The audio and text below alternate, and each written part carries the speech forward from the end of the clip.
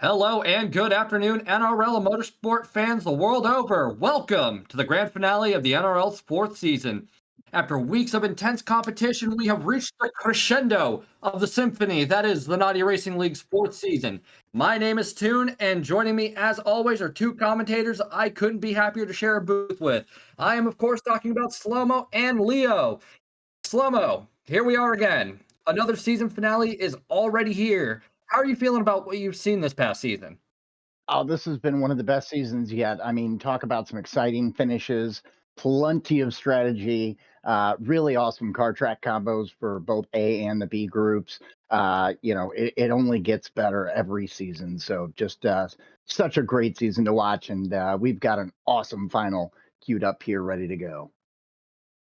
I see. How about you, Leo? I am stoked, man.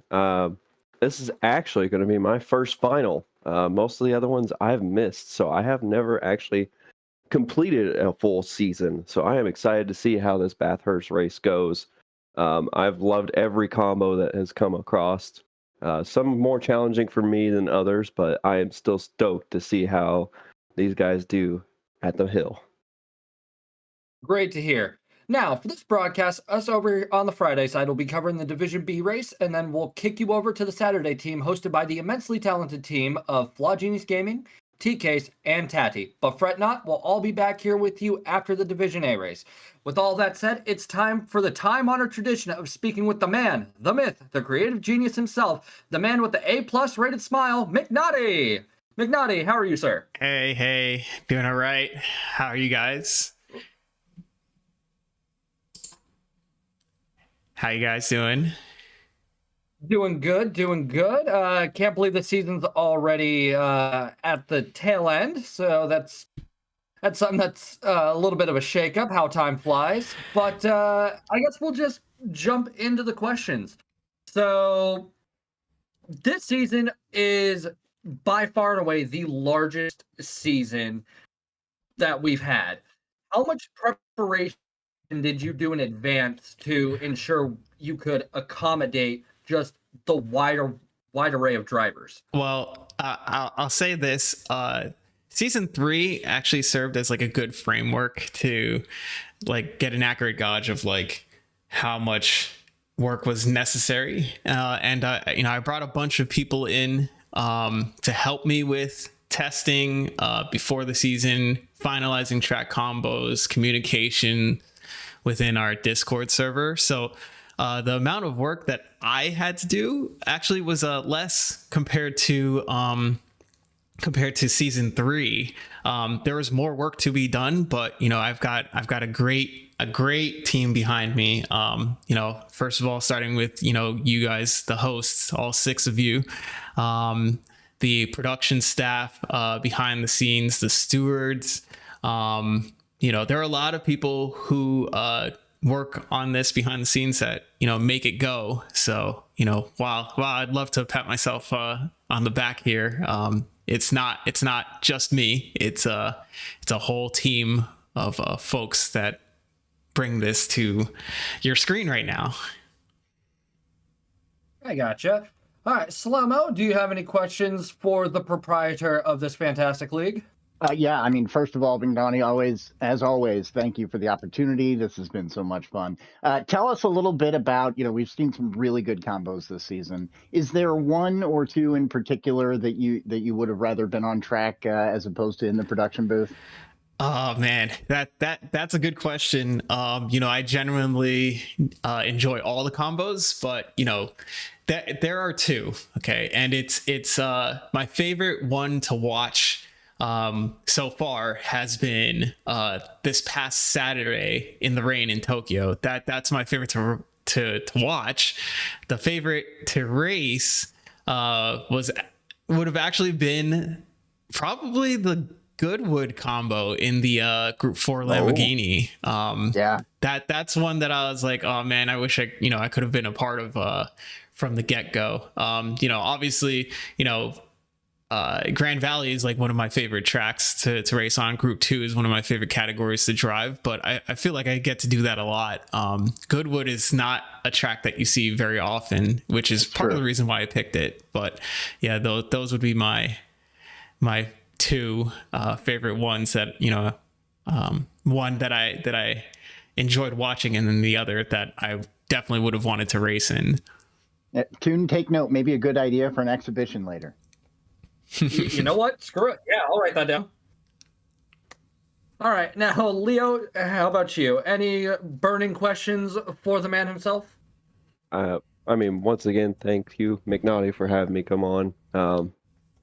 I guess my question would be, which one of these combos would you like to see as a daily race? Ooh, well, you know, I'm a little bit biased because I personally like Interlagos better than Panorama, the track. But I feel like either one would be a good daily. You know, PD, they try to keep things within an hour, and you know what you'll see, you know, with these two races, the first one will be an hour plus one lap, and then the other one will be approximately an hour. Depending on, you know, what happens over the course of the race, which, you know, anything can happen, as, you know, Toon would say, you know, either one of them would be good, but I would put the preference towards Interlagos. I can't say I blame you there. That is also one of my favorite tracks as well. So again, thank you so much for putting this on. Yeah, no problem. No problem.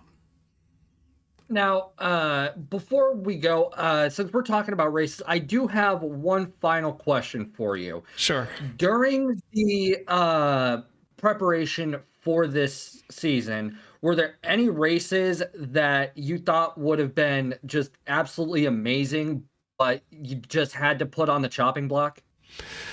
Honestly, I think the answer to that question is no. I think there are great races that, you know, I wanted to do, but they were either at tracks or using cars that we already did.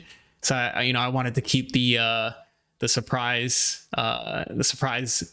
up, and you know, not reuse any tracks until obviously this race that we're about to watch after this interview. Panorama being the inaugural qualifying track. It's the first one that we're repeating here. There were some races though that I were a little crazier, and then I had to modify them to make them a little less crazy. Like, you know, some car track combinations, you know, wouldn't have made for enjoyable racing. It would have just been, you know, people crashing all the time. So, you know, I don't have any regrets about, you know, the way that this season ended up. And yeah, I think, you know, going forward, you know, we have a pretty good baseline of like what works and what doesn't work. All right. Well, goodbye, Tomahawks and Monza. Thank you so much for your time, McNaughty. It's always a pleasure. Thank you for allowing us to do this. We love this league, and we love being up here in the booth. And yeah, let's dive right into the action then. So, thanks, guys. Let's go and take a look at the drivers who have earned their place on this finals grid for Division B.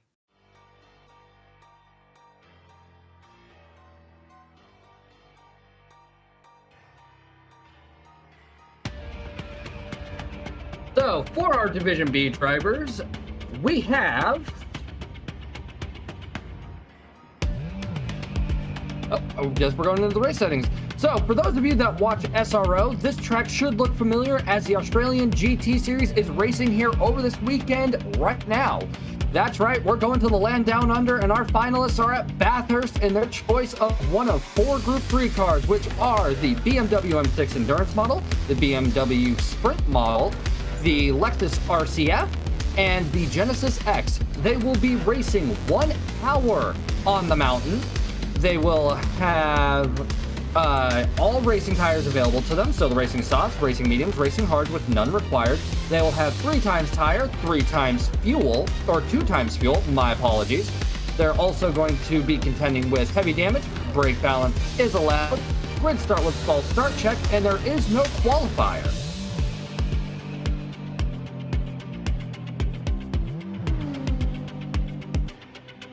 Now, Slobo, since there is no point to really keep track of, would you mind explaining how the grid was set? Yeah, absolutely. So The grid is set by the points total cumulative for these drivers through the season.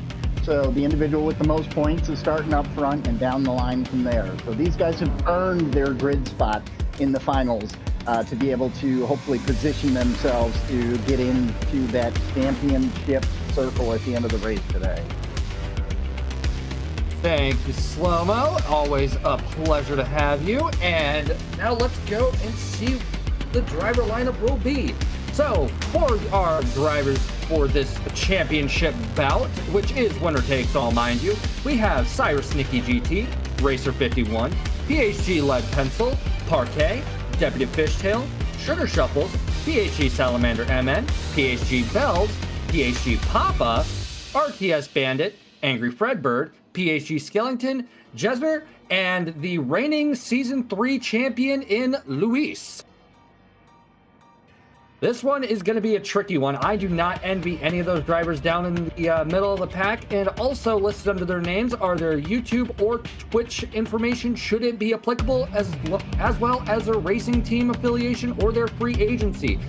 Feel free to go and take a look at any of the drivers who might be streaming, but please make sure you leave this tab open and unmuted so you don't miss any of the racing action. Now, boys, as I stated, I do not envy anybody in the middle of the pack. It's going to be dark. The track's going to be cold. It's a grid start, false start check. Do you think we're going to see an in memoriam for turn 1, lap 1 lead? I don't think so, Toon. I mean, we've got some of the best drivers here. They all know that turn 1 is not to where you would win the race, essentially. What is going to be tricky is, of course, it's dark. It is pitch black. There's no street lights. There is nothing. But hopefully these guys have practiced that, as they've had the allotted time to, and hopefully have memorized where to turn, because if not, there's going to be a few walls that come up very quickly on them. I gotcha. Slow-Mo, what are your thoughts on this race we're about to see? Well, I think Leo touched on it. You can't win the race in turn 1, but you certainly could lose it. Damage, if you get damage on these cars, with it being heavy damage, you have to come into the pits, and it will slow you down sufficiently. So I think it's really important that these guys get out here on their first couple laps, get their tires warmed up, try to avoid the other cars, the barriers, just run some clean laps, stay in line. Obviously we're going to see some movement in the pack, but hopefully they can do a nice clean passes and get by each other smoothly. Understandable. Now, I do spy with my little eye a $20 super chat from Boyd Gaming. Congrats to all racing today. Big shout out to McNaughty and crew on another great season. Thank you so much, Boyd Gaming. That money is going to be filed or right into the prize pool for all of the drivers that are racing tonight. And, well, we just, on behalf of the entire NRL, can't thank you enough. And to expand on the prize pool, this prize pool is 100% community funded. So super chats, super stickers, Swiss bank account transfers, anything that springs to mind during this broadcast, go right into the prize pool and help our drivers take home a pretty nice cash prize. But with all of that said, it's time for us to go get a look on track and get this finals race underway.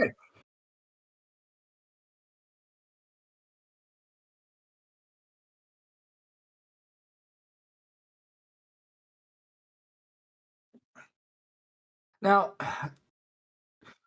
Leo Slow-Mo, I'm gonna pose this question to you as we wait for the lights to go on and then off.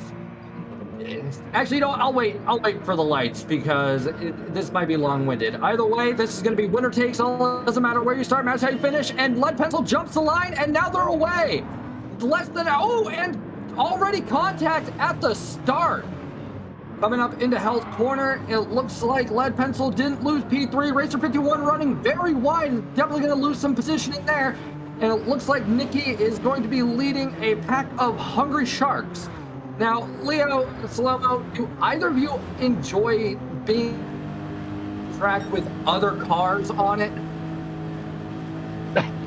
I personally like this track. There's a lot of technical driving that you have to do to get through it.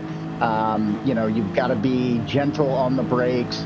As you're going through the mountain section, it's all about throttle control. So I personally, I enjoy running this with other cars. Leo, what about you? Slow-mo gives me a slight bit of anxiety sometimes, especially going out towards the dipper. Going there with another car on your tail, and then they try to send it up on you, it could end disastrously. But if you got somebody that, you can work with, it's not terrible, but yes, it is anxiety-inducing, to say the least. Oh, I agree. And as we jump on board with Sugar Shuffles, who is coming through the S's, heading towards the Dipper. Sugar Shuffles is a free agent on the Logitech G29. Current overall standings and P6 on the grid. You can find him on YouTube live right now at Sugar Shuffles. And since Sugar Shuffles did start 6th, it does appear he did lose a few positions at the start. Let's go get a look at that start. So PhD Lead Pencil had a bit of a rocky start. Deputy Fishtail giving them the little nudge, saying, hey, it's time to go. And looks like everything started to unravel right there at turn 1. Welcome to Bathurst. Welcome to Australia. Luckily, there's an entire hour of racing. As we jump back, the sun is already down, and it is looking pretty dangerous. Looks like Salamander has jumped up into P5. Lead Pencil. And Lead Pencil spins it.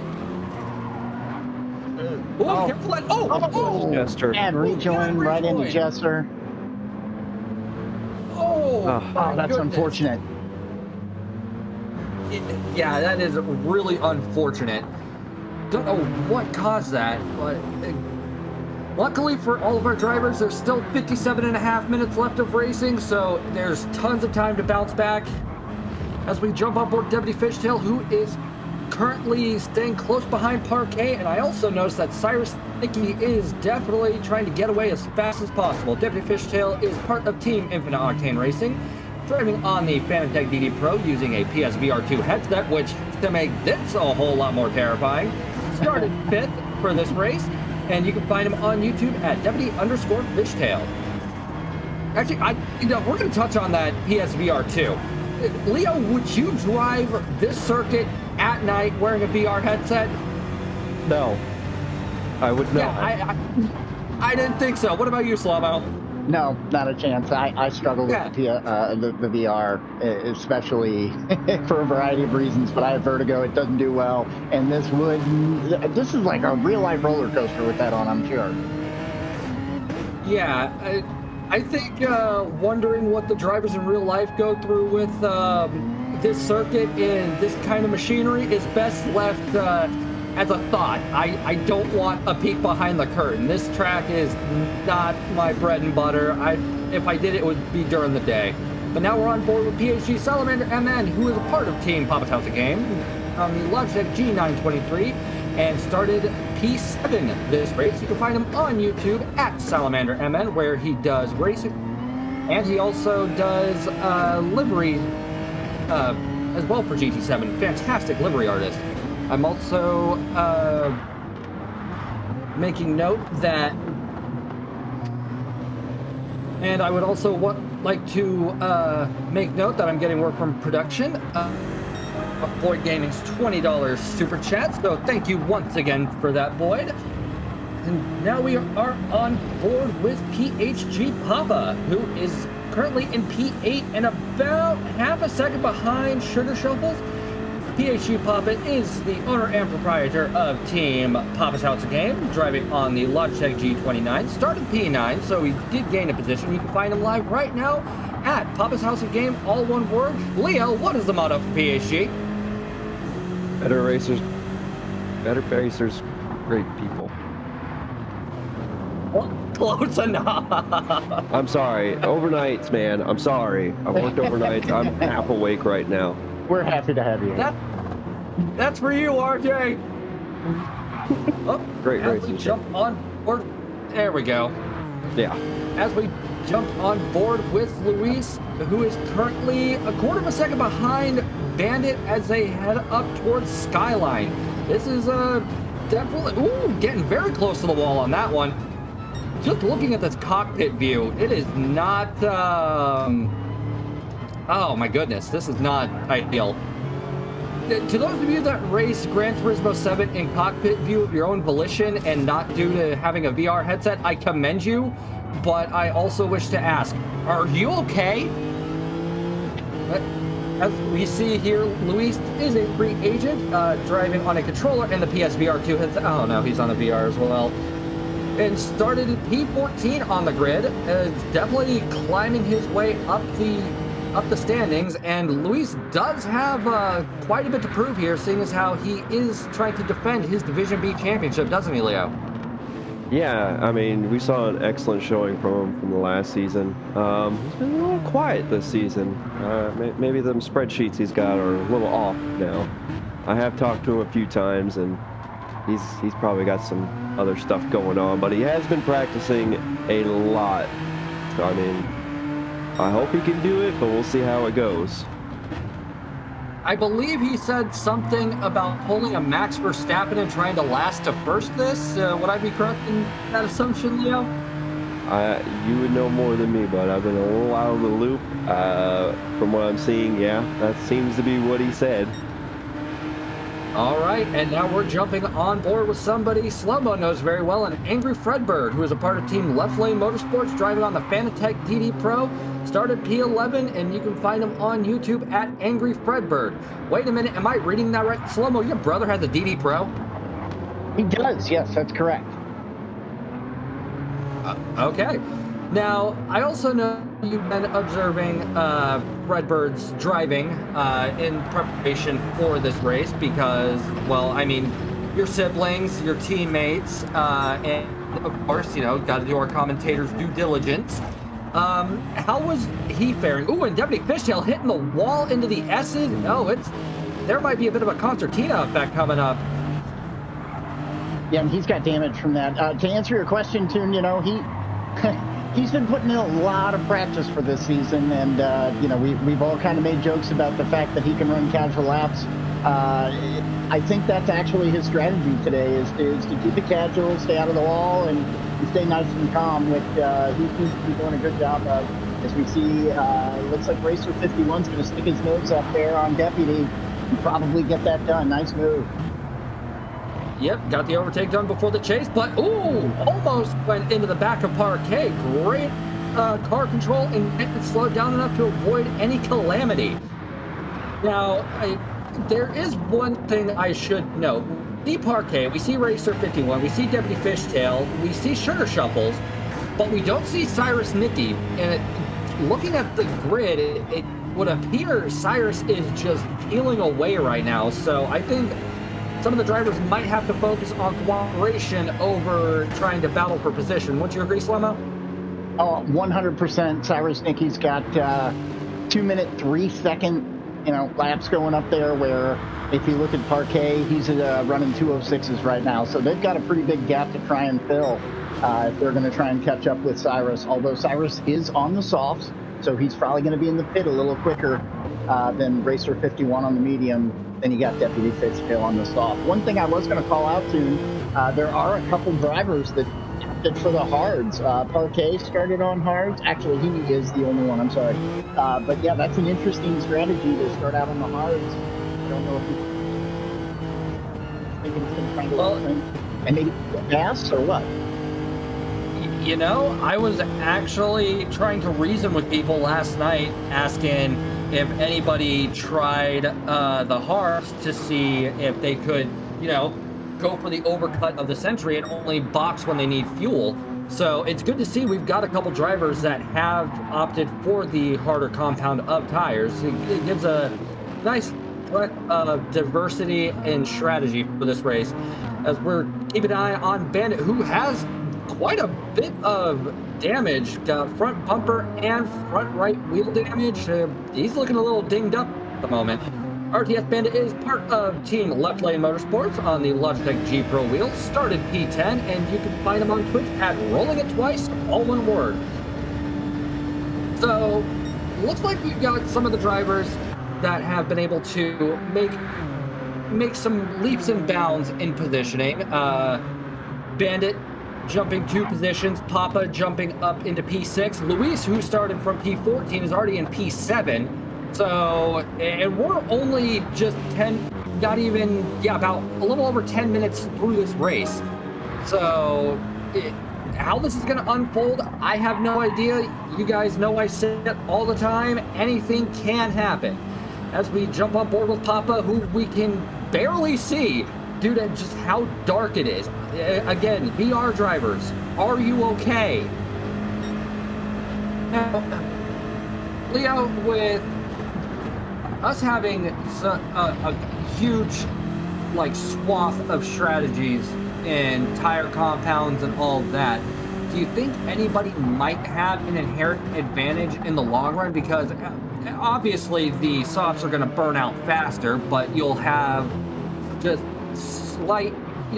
faster pace for a few laps, but I don't think it has the longevity to be completely viable. Right, Toon. I mean, no matter what, you want to use them softs either at the very beginning to get away from the pack or at the very end to make up time. I was actually just going to say, with this being an endurance style type race, me personally, I would have probably started on the hards, done that for about 5 laps as we are on lap 6, gone in, got mediums, then at the very end, gone to the softs to completely make up all the time that I've lost being on the hards. All right, so you would have opted for the hards. That is good to know. Now, if you were running the hards like some of these drivers, and in just a minute I'll bounce to you, Slow-Mo, to get a full count on who started on what would be running through your head as you're running the hards? Would it be fuel saving? Would it be just burning rubber on the hards and getting the most out of them? What would you do? Sorry, was that for me or Leo? For Leo. Oh, I'm sorry. All good. I'd be trying to burn up as much fuel as possible. And burning up the hards, because nobody wants to be on those for very long, especially around here where every turn could be death. That is fair. Personally, I would try to get that fuel tank about halfway before I came in, just burning as much as I possibly can to make the stint on the mediums go as long as I could, and or at the very end on the softs be at the lowest I possibly can. Okay, ooh, hearing a bit of tire squeal coming up the hill.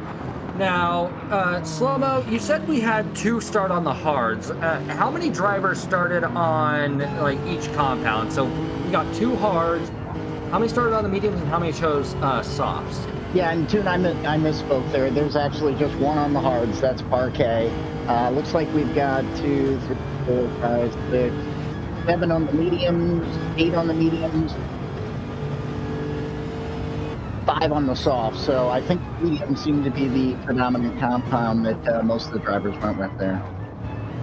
Well, that does make sense because when they went and redid the tire model, didn't they kind of buff the medium compound in a sense, just making them a little bit faster and kind of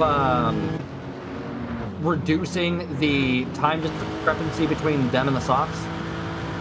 Yeah, I feel like they did. I mean, even the hards, you simply can't run those for an entire race in some scenarios where you think you could. As Cyrus Nicky actually goes into the pits, looks like he got 7 laps out of his softs. I've seen some guys are going to run these softs a little harder than that. So this is where the strategy will come into play for a lot of these folks, although he does have, 17-second gap before hitting pit. And we see Racer 51 going into the pit, copious amounts of damage. So that is definitely going to be a slightly longer pit stop for Racer 51 as Cyrus is out of the box now. Did Cyrus jump onto another set of softs or... Yep, another set of softs. It looks like some pit stops have started to file in. Doesn't appear anybody is taking fuel this go around. So it might just be a case of fresh rubber and buffing out some of the dents in the car. but it looks like it has bought Deputy Fishtail the opportunity to try and catch up. Deputy Fishtail, though, does still have damage, so how much time is he going to make up? That is still to be determined. Also, it looks like Papa has jumped up into P4. Sugar Shuffles is into P3 now. Luis is up to P5 from P14. Good heavens. He wasn't joking. He is on a mission, Leo. Yeah, I know I didn't say this on stream, but he's my pick. Sorry, Leo. No, it's okay. Lewis is definitely on a mission. Maybe his claims of Verstappening this thing hold some water, if I would say. As you can see, they're just gently taking it down in the dipper here. It is a difficult spot. One false move of the gas pedal and you're around into the wall and possibly creating a brick effect where you block traffic. Yep, and for those of you just tuning in, good afternoon. Pleasure to have your company. Toon, Leo, Slow-Mo. This is the NRL Division B final. This is winner takes all. Our race winner's gonna get a nice cash prize and also the honor of being deemed the NRL's Division B champion. We're currently on board with Luis, the driver who won Season 3's Division B final. So he is trying to defend the throne, and it looks like he is definitely driving with a good amount of gusto. Those mediums have barely any signs of wear on them. Got about just over half a tank of fuel. Yeah, I think Luis might be onto something here. But I do know some of the other drivers have been putting in just as much practice as Luis. As we see, Papa has run a little bit wide. That might give Luis the opportunity to make the overtake. They are too wide now, coming out of Hell Corner. How is this going to shape up? Let's find out. As they're nearing the first time check, what's it going to be for the two drivers? Looks like Papa's got the inside. He's got the majority in car length, so this corner is his. Luis recognizes that and backs out as they go up the... Oh, Papa get a little bit of three. Oh, terrifying. Oh. But he was able to save it, no damage, so thank goodness for that. Luis will be able to jump up into P4 now. There's only 3 positions ahead of him from taking the race lead for the time being, and it's anybody's game. We're only a quarter of the way through the race. Now, Slimma, bristling through the grid, how's it looking on your end? I was actually looking through the grid. It looks like they're kind of separating themselves a little bit. Everybody seems to have a little bit of space. We've got a couple battles on track. We're probably watching the best one here with Papa and Luis. All right. I also see that a car just left the pits. Slow-Mo, who just left the box? That was Jesher, and he's actually come out on a second set of softs. All right. As we jump over to Sugar Shuffles, who is about 5 seconds behind Deputy Fishtail, a second and a half ahead of the battle with Luis and Papa. And yeah, depending on how this shapes up, Sugar Shuffles might find himself having to defend his podium position for the time being, but there is still 41 minutes left of this race, so let's try to not overdo it in the battling and run the risk of losing too much time to capitalize on something on the end. On screen is the beloved return of the potential tire strategies graphic. So some of the options include, but are not limited to, 10 laps on the softs with 1 pit stop and a 19 lap run on the mediums. And conversely, there's also a possibility for 18 laps on the mediums and 11 on the softs, which is a little dodgy, mind you. Or you could have 200 track IQ and do a 29 lap no stopper, which I mean, it could happen. You'll have to fuel save, but right. I don't know. Leo, looking at this graphic, what is the most appealing strategy for you? Bear in mind, those softs do get pretty squirrely come lap 10. I would probably have to go with the second choice there, where the mediums are ran on 18 and the softs on 11. I would risk it for it. So, of course, my earlier statement of starting on the hards probably looks like it just got thrown out the window, but me personally, that's what I would do if there was a little bit more time in this race. But honestly, starting on the hards, going to the mediums, and then softs, I would still stick with. Okay, so you would do a two-stopper, and at the bottom of the graphic, you may have noticed for our eagle-eye viewers, there is a tire delta that shows a rough approximation of the time lost per tire compound. So compared to the softs, the mediums cost you about 9/10 of a second, and the hards cost you about 2 seconds per lap.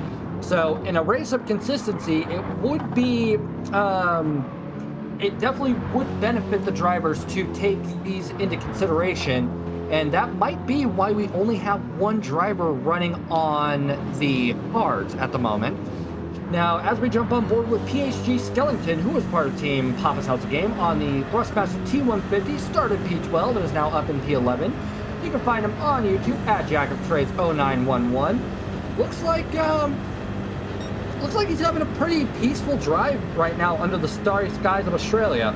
About 3.5 seconds under, or 3.5 seconds behind Papa, 7.5 seconds ahead of Captain Casual Angry Fredbird. And let's jump on board. Oh my goodness, Papa has just an egregious amount of damage. That's definitely unfortunate to see, but luckily we're not even at the halfway point, so there's still time to bounce back. And jumping on board with our race leader, Cyrus Nicky GT, who is 10.5 seconds ahead of P2. Oh my goodness. Yeah, Tune, I got to jump in here. I mean, as far as, I think the soft strategy for Cyrus Nicky is looking pretty good right now. You know, he just continues to gain ground even after he comes out of the pits. So I don't know if anybody's going to be able to catch him, including me. Well, this is motorsport. Anything can happen. And I think we'll have some of our drivers catching up to Nicky in the near future. But at the moment, he is definitely running a race of his own. As we jump on board with Luis, who is in P4 and is about 3 seconds behind Sugar Shuffles. Sugar Shuffles is definitely not going to make this easy for Luis. And it would appear that Bells has about a 6.25 second deficit between himself and Luis, but that is also subject to change. Luis does have front bumper and left wheel damage, so that is definitely impacting the overall handling and aerodynamics of the car. Looking over at the delta for Luis in terms of lap times, we're seeing some consistent 205s, 204s, and maybe a 206 and a 207, but that could just be attributed to the damage. And Deputy Fishtail is in the pits with 39% fuel left. Wow, that is a lot of fuel gone. So I think we...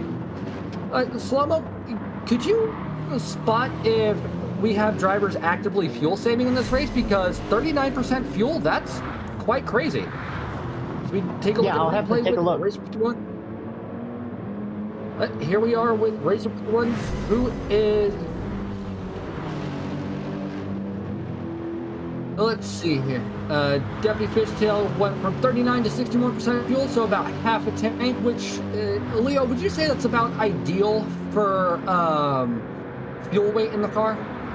I would say so, especially around here. I mean, there's too many elevation changes not to have enough weight in the vehicle, and I don't know how much of a factor in the game that it plays, but it seems to play a decent bit of it. I have noticed, like, when you get down in the low fuel section, the back end of the car wants to come out, less grip, so I would want about that much if I was running, to be honest. Understandable. Now, just a quick check-in with Slow-Mo. Have you been able to spot anybody short shifting or anything like that? I mean, you're definitely seeing some short shifting with a couple of the folks, especially going through some of the mountain section there. But I don't see that anybody's specifically gone into their fuel map and dropped that down in any way, shape, or form. But definitely, you're seeing the guy, you know, when they're not on the straightaway, they are short shifting quite a bit here. So I think fuel strategy plays into this just as much as the tire strategy does. All right, and it looks like we had Lead Pencil signaling Racer 51 to overtake since he is running a faster time. Good show of wherewithal and sportsmanship from Lead Pencil. So that will allow Racer 51 to jump into P4, and Luis is now on P3. He is on the podium, folks. He's got 2 more positions to try and make up and only 34.5 minutes to make it. Now, Luis does still have the damage as he comes into Hell Corner, but is not letting that slow him down whatsoever, and it looks like Sugar Shuffles has been able to maintain a 3-second gap between himself and the defending Season 3 champion. So, how long will that last? Only time will tell. As Sugar Shuffles starts his trek up the mountain for the 13th time of asking, we are definitely, we're definitely not even at the halfway point, and as I see the gap to Sugar Shuffles and Cyrus at the moment, a 21-second gap is definitely nothing to scoff at. If Cyrus is able to increase that gap even further, he might net himself a free pit stop for a 3rd set of softs, but that's all speculation at this moment, and these drivers do love proving us here in the booth wrong. Now, bouncing over to you, Leo, we've seen quite a bit of drama, and I did kind of give some of the drivers a cautionary tale in Papa's stream that everybody's going to bin it at least once. Do you think holding off on getting the damage repaired is the wisest idea, or do you think if you were in this, you would be prioritizing getting the damage rectified as soon as possible? I personally too would probably hold off until I'm ready for my pit stop. I mean, the damage does slow you down, but not terribly too much. It does make the car very unsteady though. You hit the brakes, it'll do some funky things. It'll try to grab the wheel out of your hands. If you could deal with that for as long as possible, I feel like that would be the call, is to go in when you have your scheduled pit. Yes, you're going to be a little bit slower because of that, but not terribly, I believe. Okay. And Slow-Mo, how many of the drivers have already boxed? It's pretty much everybody barring Parquet, right? Yeah, I believe that's correct. Okay. So, Wait a second. Actually, hold on. Let me check this. Parquet's come in as well. He's on the mediums now. Okay, so Parquet might be doing the hard, medium, soft idea that Leo was alluding to. So we'll have to see how that plays out as we jump on board with Jezzer, who is about half a second behind Salamander at the moment, and has about a 3 3/4, about 4-second gap between himself and Papa. So it's looking like Jezzer might be able to set up a potential overtake, but I don't know. I think it's still a little early in the race to really be battling for position. And I don't know, Slow-Mo, at what point in this race, if you were on track, would you be focusing more on trying to gain positions and really start the battling? Oh, wow, that's hard to say. I mean, you got to be so careful with your overtakes on this track and really, be cautious so where you're not adding damage to your car, in addition to staying out of the walls and off the grass. So I would be very cautious about, when I get aggressive here, and just try to really keep my position as much as possible until I have the absolute perfect time. I understand that. Leo, what about you, seeing as how you do have a good amount of racing experience in this? Where on the timer would you start thinking, okay, it's go time? I would have to say to about 20 minutes till the end of the race. That would be when I would do my final pit stop and start pushing like crazy, to be honest. That would probably throw a lot of people off because they wouldn't be expecting someone to push at that late of a race. All right. Should also make note that Cyrus is still in the box and it looks like is getting a full tank. Oh, no, not a full tank of fuel, and is jumping on the mediums, but Sugar Shuffles now has the race lead, and Luis Verstappen is now up to P2. So if he at least gets P1, he can say he did last the first. It's just, I don't know if he can maintain that first place. What about you, Slow-Mo, since you have access to all that? Oh, as we see, Deputy Fishtail make a great overtake up the inside on Cyrus. Yeah, it looked like Cyrus Nicky got a little too comfortable on them softs, maybe, and had not gotten used to the mediums just yet. Yeah, well, there is also ice-cold tires, ice-cold circuit, but the sun should hopefully be rising at some point in the near future, so everything might balance out. But yeah, Slow-Mo, as you're on board with some of the drivers, as we also take a look at Skellington and Papa who are in the box, does Luis have enough going his way to be able to possibly take the race victory? You know, Tim, it's really hard to say. We got another 30 minutes. I think he's in the right spot for it. Obviously putting himself in P2 right now. He's still got to get into the pits. He's running with damage. So, you know, he can definitely put up a little bit better lap times once he gets that damage repaired and gets through his pit stop. I guess the question is, when is he going to make that? I would imagine here soon. All right, thank you, Slow-Mo, because, yeah, he's at about a quarter of a tank of fuel. He's got the entire front end damage, barring engine damage, thank the Lord. Getting a little squirrely heading onto the start-finish straight, but getting that damage repaired will slow him down inevitably, won't it?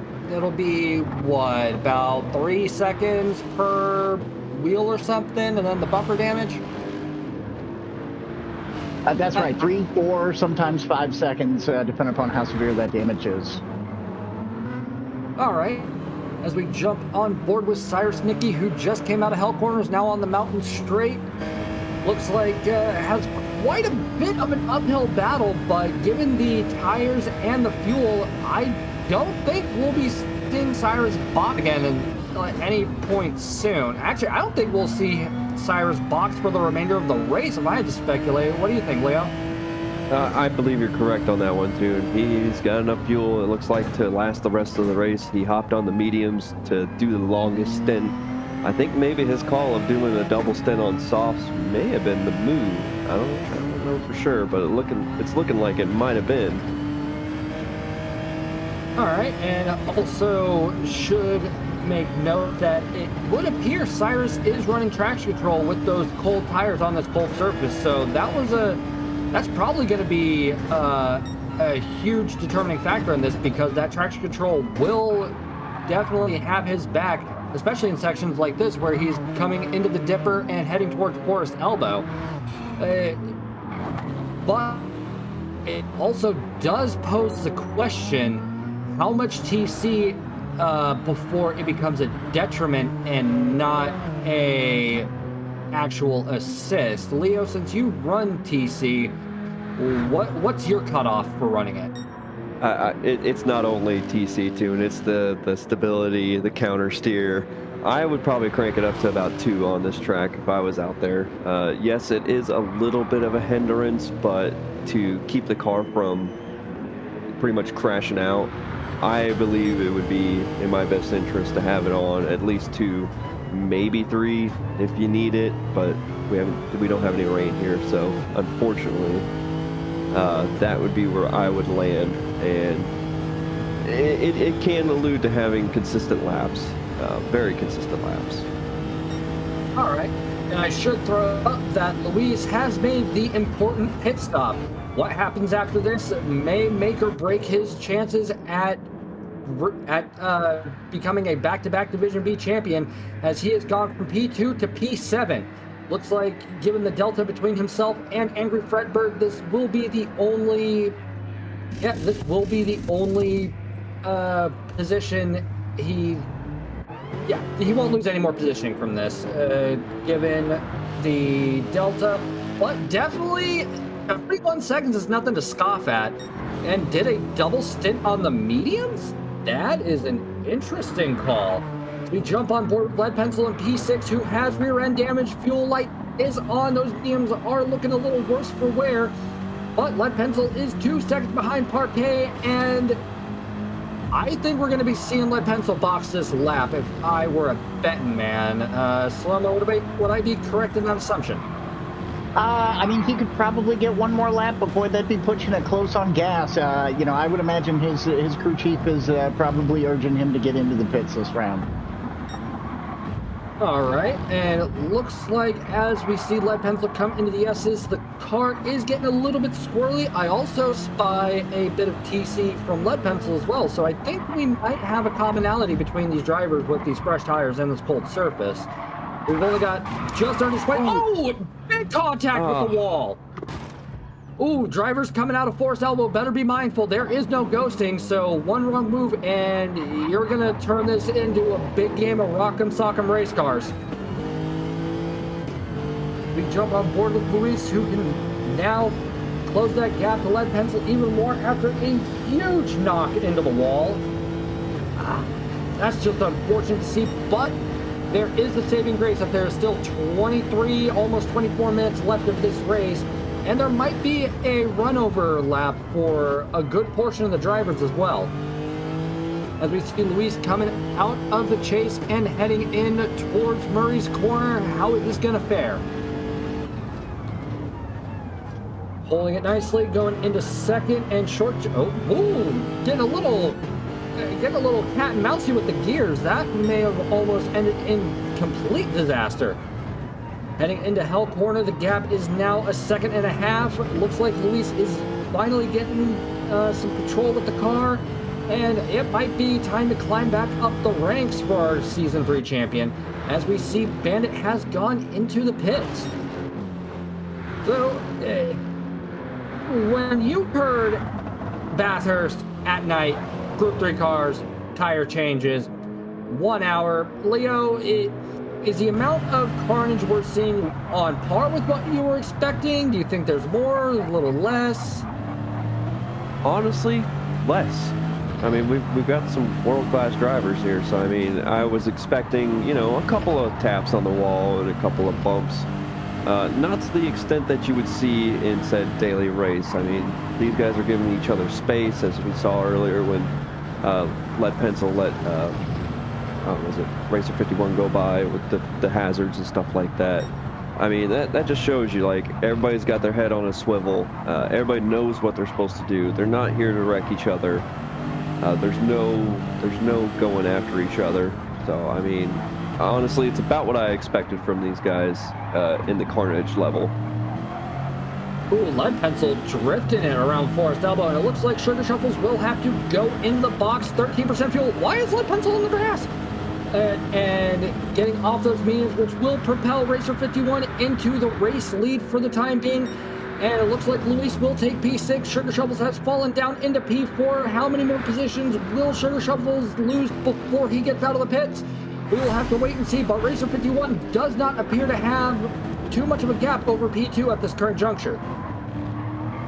As we see them coming through the chase, Sugar Shuffle signaling, hey, I'm going into the pits. Great show of sportsmanship from our previous race leader. And Racer 51 only had a 4.5 second gap between himself and Deputy Fishtail. Deputy Fishtail is looking a little low in the fuel category, but actually the tires are about half life, so I don't understand the tire model well enough to know if those tires are okay or if they're going to start getting a little dodgy. Leo, could you maybe expand on it? Yeah, I definitely can, Tune. I've noticed here lately with the new tire model, once you get down to about half of the life, it is about time to go in because they are pretty much cooked. There is no more running on rim, no more tread. There's no more of that. The car becomes undrivable. So Okay. Yeah, Tune, one other thing to call out real quick. Lead Pencil literally coasted into the pits on fumes. He was completely out of gas. He went ahead and took a set of softs, as well as Sal also took it. Or I'm sorry, Sugar Shuffles took a set of softs as well. So we've got some folks switching compounds out there. Okay, thank you for the insight, Slow-Mo. Now, Slow-Mo, given what you're seeing on track, if you had to guess, at what point on the timer do you think it'll be last call for pit stops? Wow, that's a good question. I mean, I think, we're looking at a 28, 29 lap race here. I would say as you're getting into your 22nd or third lap, that's when you're going to have to make that final call. Maybe you have damage, maybe you need a little fuel. If you're going to do it, I would get it out of the way then. Okay. As we jump on board with Bandit, who's a second and a half behind Lead Pencil, but has about 18 seconds, give or take, of a lead over Skellington. It looks like Bandit's going to have the luxury of only having to worry about what's in front of him. But speaking of things that are right in front of us, it would appear the sun has decided it's getting ready to grace us with its presence. So here comes the sun. Rise up faster. Doo-doo-doo-doo. Yep, and looks like Angry Fredberg will be going into the pits. So we're still in shakeup. We're still in shakeup season for these places on the track. Deputy Fishtail is almost 2 3/4. Oh, what happened, Slow-Mo? Let's see. I think it was Luis in P6 ended up in the wall a little bit. Sugar Shuffles was able to kind of drive right by him. So it looks like we've got a change there. Well, let's go and take a look at the replay. So here we have him coming up onto the mountain. Looks well and good. Counter steering. No, that's the active stability. ASM. And yeah. Ooh, overshoots the corner. Oh, okay. No? No, maybe it wasn't him. Let's see. Huh. Okay. I'm sorry, I must have got the wrong car number there. That's all right. But during that replay, wow, the sun really came up fast. Yeah, we can see the cars now. Yay! Eyesight! Yay. Speaking of, look at that livery. Yes. Chef's kiss. It's a great livery when we can actually see it. But Cyrus is back up into the race lead now, folks. So we're approaching make or break time for some of these drivers. Racer 51 went into the box with 4% fuel alive. Deputy Fishtail with 10%. And Sugar Shuffles will be able... Oh, and Parquet is in as well with 3%. My goodness.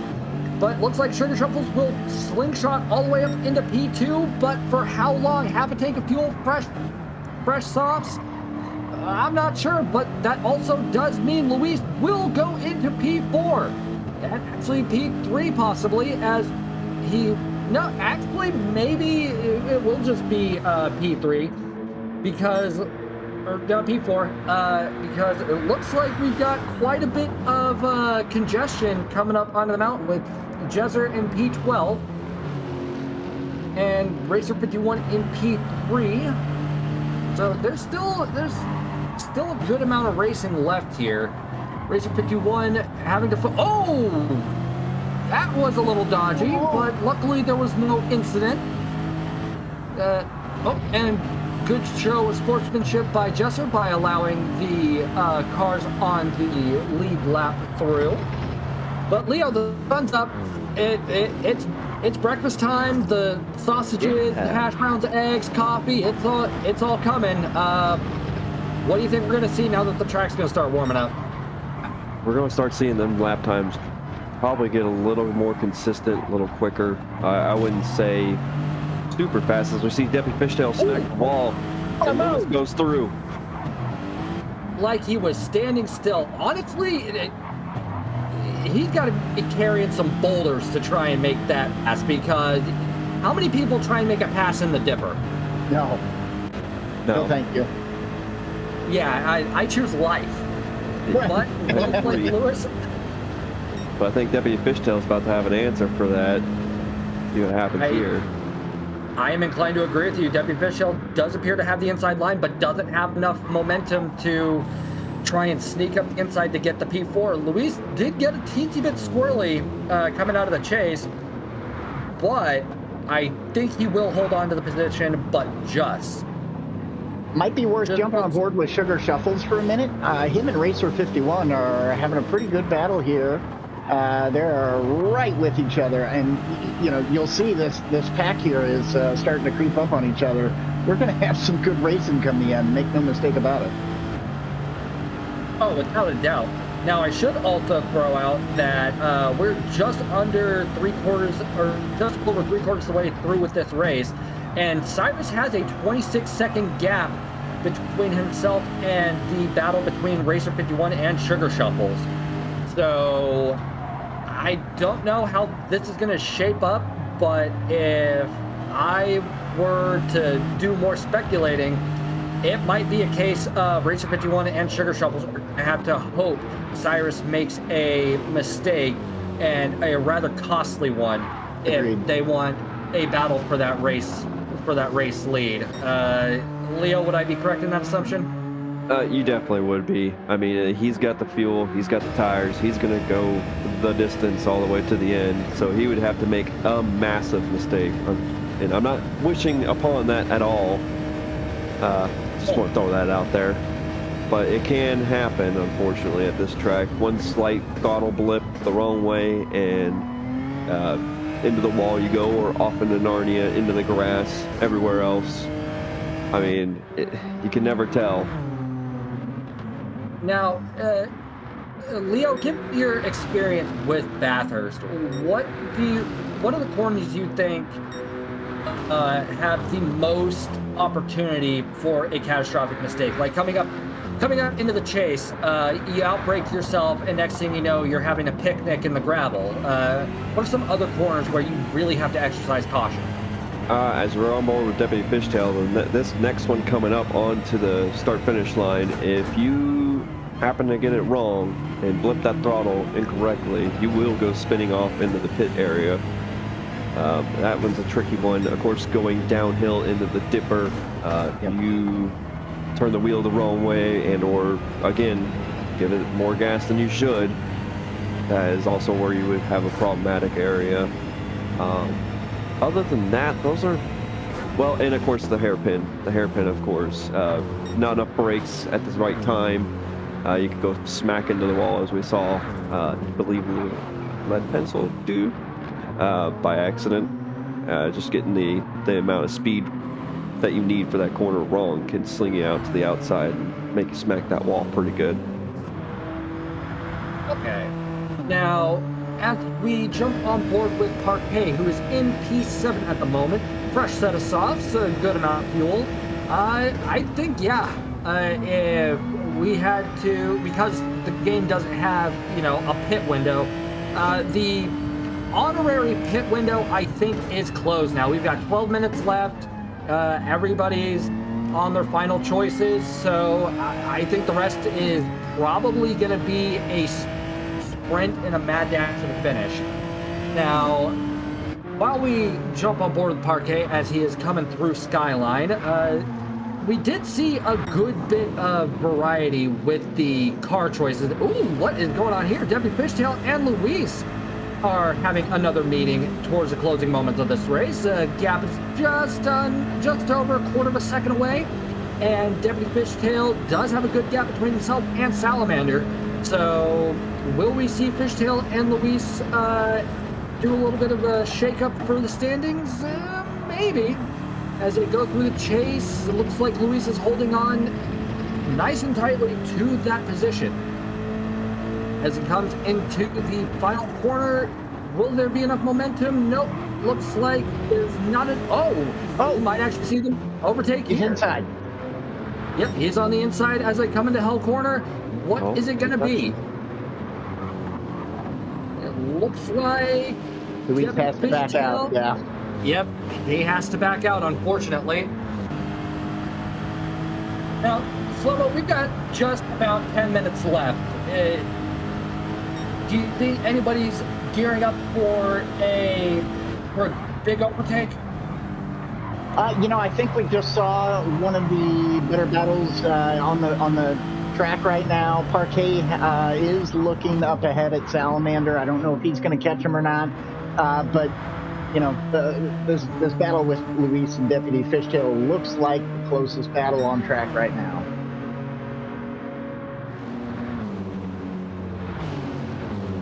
All right, thank you for that, Slow-Mo. Now, it looks like... Oh, Luis is getting a very squirrely. with these races, there's always that case of somebody's pushing too hard. And I know we're in the closing minutes. I know this is winner takes all, but would I be correct in saying there also has to be a bit of, back and forth with things of this nature? I mean, Deputy Fishtail is definitely pushing the car as much as possible, but he's also trying to maintain as much car control as possible. That might just be due to, and going purple, that might just be due to it being crunch time, or it might just be due to the sun being up and the track finally warming up to the point where it can accommodate the faster lap times. I just don't know, but it looks like Racer 51 does have the fastest lap at the moment, but will Deputy Fishtail take that? And it looks like that will not be the case, but sets a new personal fastest, the 2:02.5. Coming into Hell Corner, getting right up on the bumper of Sugar Shuffles.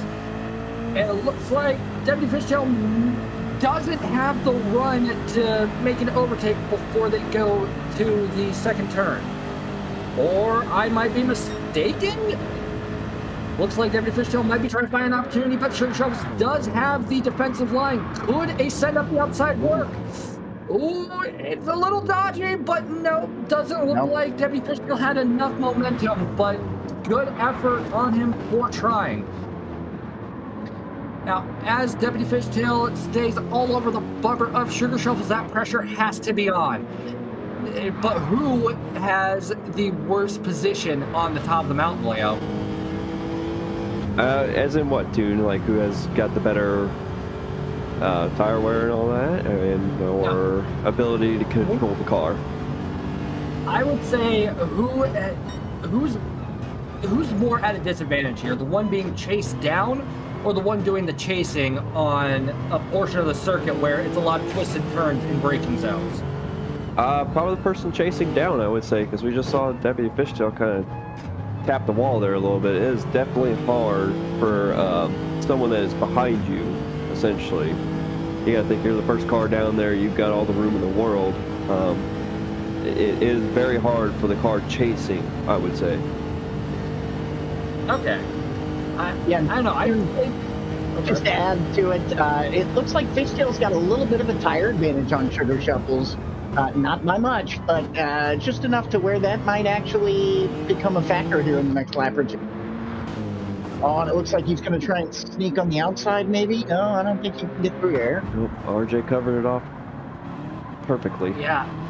I think Sugar Shuffles is driving as defensively as humanly possible. And it looks like Deputy Fishtail might try not to set up the inside, but realize it doesn't have enough momentum to really carry it. And let's see how it goes out of Hell Corner. Deputy Fishtail did have a pretty good run, but it's, the battle of the BMWs right now, Slow-Mo? Sugar's in a Lexus, actually. Oh. All right, Lexus versus BMW. Who has the better straight line speed? And it would have... Oh, and there he goes. RJ Deputy backed out. He did back out. Back. What a battle. He made Deputy Fishtail outbrake himself, is what I saw. That's why RJ backed out. That was actually very, very masterfully done by Sugar Shuffles. Baited Fishtail into outbraking himself, and I honestly thought Fishtail was trying to slingshot it up the outside, but wow, that was a great move. Good bit of psychological warfare from one of the best livery designers in GT7. Yeah, that's got to be one of the widest Lexuses I've ever seen. There's just nowhere to go around Sugar Shuffles right now. He's pretty much covering the entire track. Also want to point out, with RJ defending as well as he is making Deputy Fishtail burn up them tires so quickly. He really is, yeah. Now, as they come up onto the back straight, this is definitely a spot where the slipstream will play a huge factor. Will Fishtail be able to get a good run and take that last podium spot before the braking zone? It is not looking like it. Sugar Shuffles is driving super defensively. He is like Fort Knox over there. Oh, a little in the grass. Ooh. Bump there. have a small bout of contact, but looks like no damage, so no harm, no foul. And coming onto the start-finish straight, will Deputy Fishtail find his opportunity? We're going to have to really look closely because these tires are falling apart. The fuel tanks are emptying. It's anybody's game now. And nope, Sugar Shuffles he's a brick wall right now. And Leo, if you were behind Sugar Shuffles driving like this, at what point do you just concede the position? I wouldn't necessarily concede. I'd be wanting to. Oh no! What? No! Oh, Sugar Shuffles. Oh. But it looks like it didn't slow Sugar Shuffles down all that much. it did not, but he did pick up a bit of damage that may hinder his defensive driving. Yeah, I agree. He will have to contend with damage for 4 minutes. That's at least 2 laps, and yep, just a bit of a bump into the braking zone. It looked like a bit of a concertina effect, and yeah, that's definitely gonna make things a little trickier for Sugar Shuffles. But good on Deputy Fishtail for slowing down and letting Sugar Shuffles get back onto the track after the collision with the wall. And yeah, Sugar Shuffles isn't going to let this phase him. This is a knockdown, drag out fight for the last podium position, and Sugar Shuffles is like Iron Mike Tyson at the moment. See how Deputy Fishtail responds in kind with Sugar Shuffles having the aero damage. He's able to creep up and looks like he will finally get that overtake done. But how long is that going to last? Sugar Shuffles did defend quite intensely, so I think it's time for Sugar Shuffles to hop onto the offense as well. Deputy Fishtail parking it on the apex and is slowly pulling away, but we still got 2.5 minutes left of this 1-hour race. It's anybody's game. And looking at Deputy Fishtail coming up into Hell Corner, tires are at... Hold on, Slummo, who has the tire advantage right now? Deputy Fishtail or Sugar Shuffles? Deputy has just a sliver more on the tires as far as Sugar, and don't forget Sugar's running with damage right now. He is, and also I noticed the fuel light is on for Sugar Shuffles. Will he have enough to carry on in the race? As we that I don't know. We jump on board with Racer 51, who is 15 seconds behind Cyrus Nicky at the moment, 16 seconds ahead of Deputy Fishtail, and currently is having a chat with a back marker in RTS Bandit. The tires, not looking too hot and almost understeering off into the realms. But as he comes down into the S's, maintaining composure and into the Dipper, how is this going to shape up? Assists doing their job, that's why they are there. And looks like everything is business as usual at the current juncture. Coming out of Force Elbow, and who is Racer 51 coming up on? Looks like it's Bandit, and they have PHE Skellington in P10. So it looks like Bandit's not done racing for position either. Got less than a second gap between himself and Skellington. Only a minute left. We are approaching the final 60 seconds of the race proper. How is this going to turn out? And looks like we've got RTS Bandit about a minute and 23 seconds ahead of Jezzer, which is good. And so he only has to focus on the car ahead, and Racer 51 sends it up the inside to get the overtake done on the back marker and try and close the gap as much as humanly possible to Cyrus. And will Racer 51 be able to do the same? Ooh, and Sugar Shuffle's fuel tank is definitely looking a lot lower, and so is Fishtail's. I'm concerned one of these two drivers is going to push the car too much and they're going to run out of gas on this next lap. That is. I couldn't argue with you. Yeah. I'm actually on board with our leader, Cyrus Nicky, right now, and I mean his fuel tank's low, but I think Sugar Shuffles is lower. So it's going to be a tight last lap for a couple of these guys. All right. Now, I did notice Deputy Fishtail does have damage as well. Now, as we jump on board with our race leader, it's the final lap. And fuel tanks getting ready to give up the ghost, coming into the dipper for the final time. Racing mediums were definitely the right call, and it looks like we've got some of the other drivers who have finished the race, but we're focused on our race leader who just came out of Forest Elbow, and this is definitely that's pretty much a victory lap. That 14-second gap just obliterating the competition. Well done to Cyrus Nicky, just gotta bring it home. I just keep watching that gas gauge. I know it's. I don't think he's going to run out. I think he's in good shape. But man, that was close. That was definitely close. I would not be surprised if that's a fuel map 2 or if there was at least a little bit of short shifting. But we see Cyrus Nicky hop onto the start-finish straight, getting a little bit of a wiggle. Congratulations to our new NRL Division B champion, Cyrus Nicky GT. Bravo. But now jumping on over to P2 and Racer 51 in dominant fashion was able to hold on. Let's see what happens here. We got Sugar Shuffles and Deputy Fishtail. It looks like Deputy Fishtail will be able to hold on to the final podium spot and take P3. Congratulations. Oh, the gap between Fishtail and Sugar Shuffles increased dramatically in that last lap. But my God, what a race. Luis will take P5, Parquet will take P6. But will Parquet have enough time to make it to the start-finish line before the timer runs out? And he does! Hey. With 4 seconds to spare. My God, what a race. Congratulations, Cyrus. Let's go and take a look at the provisional results for this.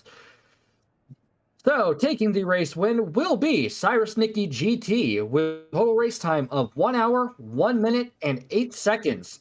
Following relatively close behind will be Racer 51, who also had the fastest lap of a 202.182. Rounding out our podium will be Deputy Fishtail, followed by Sugar Shuffles and Luis, rounding out our top 5. Making our way down the order, we will have Parquet in P6, PHG Salamander MN in P7, PHG Lead Pencil in P8. Going down the grid, we have Angry Fredbird in P9 with PHG Skeleton rounding out our top 10, followed by RTS Bandit, Jezzer, and PHG Papa, and PHG Bells with an unfortunate DNF. But, Slow-Mo, how much were you bouncing back and forth between the cars during that race? Oh, you know what? I mean, back and forth between the cars the entire race. It was hard to just watch one position because there was so much action going on. That was awesome. Love the strategy. These guys really brought it today. That they did. Leo, what about you? What are your thoughts on the race we just saw? Oh, I'm glad the anxiety's done and over with. I mean, this track always does provide that. I mean, I love the battling. That was honestly some of the cleanest battling I've seen on this track ever, to be honest. I mean, yes, it's exciting to watch everybody go crashing off, but it's not fun for the drivers. But congrats to them for not dying every corner. Oh yeah, congratulations to them. And on it, and I'm getting word from production that we have a $1.99 donation from the Parquet Racing Fan Club. Buzzer Beater Parquet, congratulations. Glad to see you. We've got some fan club for our drivers. It's refreshing to see, but thank you so much for your generous donation to the PRFC. Oh boy. Now, let's go and take a moment and have a word with our podium finishers, starting with Deputy Fishtail. Deputy Fishtail, you just had an insane race. How are you feeling after that? Definitely whipped. It was a very exciting race. I went with a strategy that I was wanting really hard to try.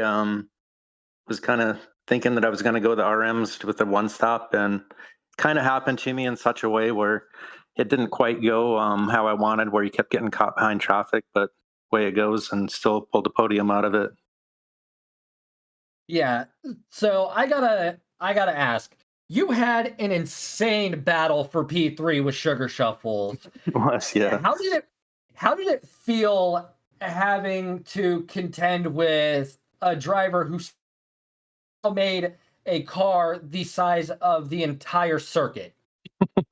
Yeah, he kept getting those defensive lines going pretty quick and stuff. So it was definitely rough. It was like I was trying to time it right coming out of the corners, especially out of T1. And I could not get it right, and it was like I'd end up pushing him down the straight a little bit before I could ever start pulling alongside.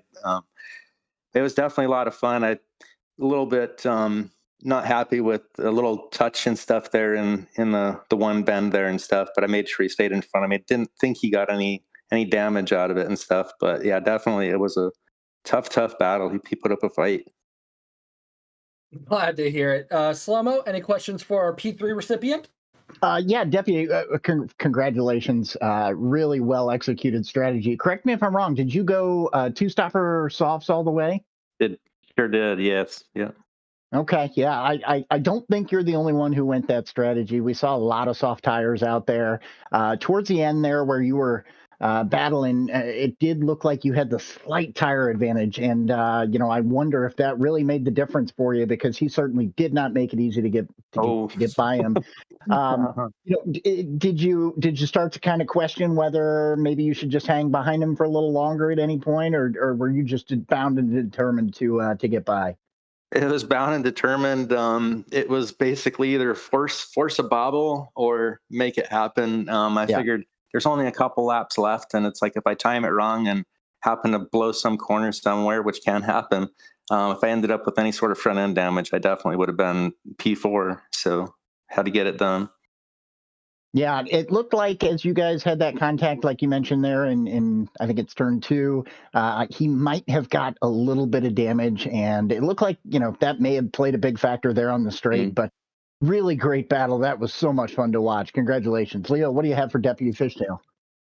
Well, again, congratulations, Deputy Fishtail. I feel like we've seen you up here a few times already. My question would be, when was the deciding factor of like when to start pushing the car? We had kind of touched on it in the broadcast. When was like the time to figure out, okay, I can push the car as hard as possible now? That was at the go light. Barring any traffic, it was like I had it planned out for what fuel was, how many tires.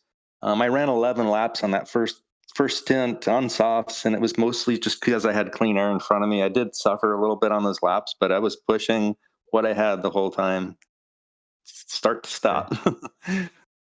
So there was no break at all. It was just, I'm gonna go. It was on. Well, we'd love to see it. I mean, it was the final race, and you definitely proved us that you and Sugar Shuffles battle in and out like that is tremendous. Thanks. That's definitely wanted to put on a good show and stuff, and I definitely feel like I gave it what I had for that one for sure, man. Good fun today. You sure did. Congratulations, and you go rest and relax after a very hard fought P3. And yeah, hope you enjoyed the rest of the broadcast. Yeah, thanks. Congrats to P1, P2. Definitely well done, and congrats to Sugar Shuffles too. Definitely put up the fight of a lifetime there. Thanks, guys. Hey, congrats on a great season. Now it is time to move on over to our new champion of Division B, Cyrus Nicky GT. Cyrus, you did it. You're the champion. How are you feeling? Hey everyone. Yeah, it feels great. Feels really good. Yeah, I mean, congrats to everyone. It was a great race. I feel great. Gonna go to Disneyland. Just kidding. All right, so you had a dominant show. You did a 2-stop with double stint of softs and then finished on the mediums. So when you were pulling away and all of that, what was going through your head? Well, I mean, before the race, like actually last night, I kind of did the little bit of a math. I was actually debating between doing a medium or doing soft medium. But on average, I was a bit quicker on the soft, like a second and a half. But I was expecting my objective was to pull away because I wasn't first. I was like, you know what, I got the softs. I just need to just drive as fast as possible, pull away. I was hoping to get a gap of about 12 to 13 seconds. But yeah, as I was pulling away, and I think maybe something must have happened, and then all of a sudden it was 18 seconds. So I pretty much had like a free pit stop essentially just to do tire change. So I mean, it felt great. Just being able to pull away, kind of executing what I kind of had in my mind. Understandable. Slow-mo, any questions for Cyrus today? Cyrus, congratulations on your championship season 4 victory. Absolutely a masterclass today at Bathurst. Great run.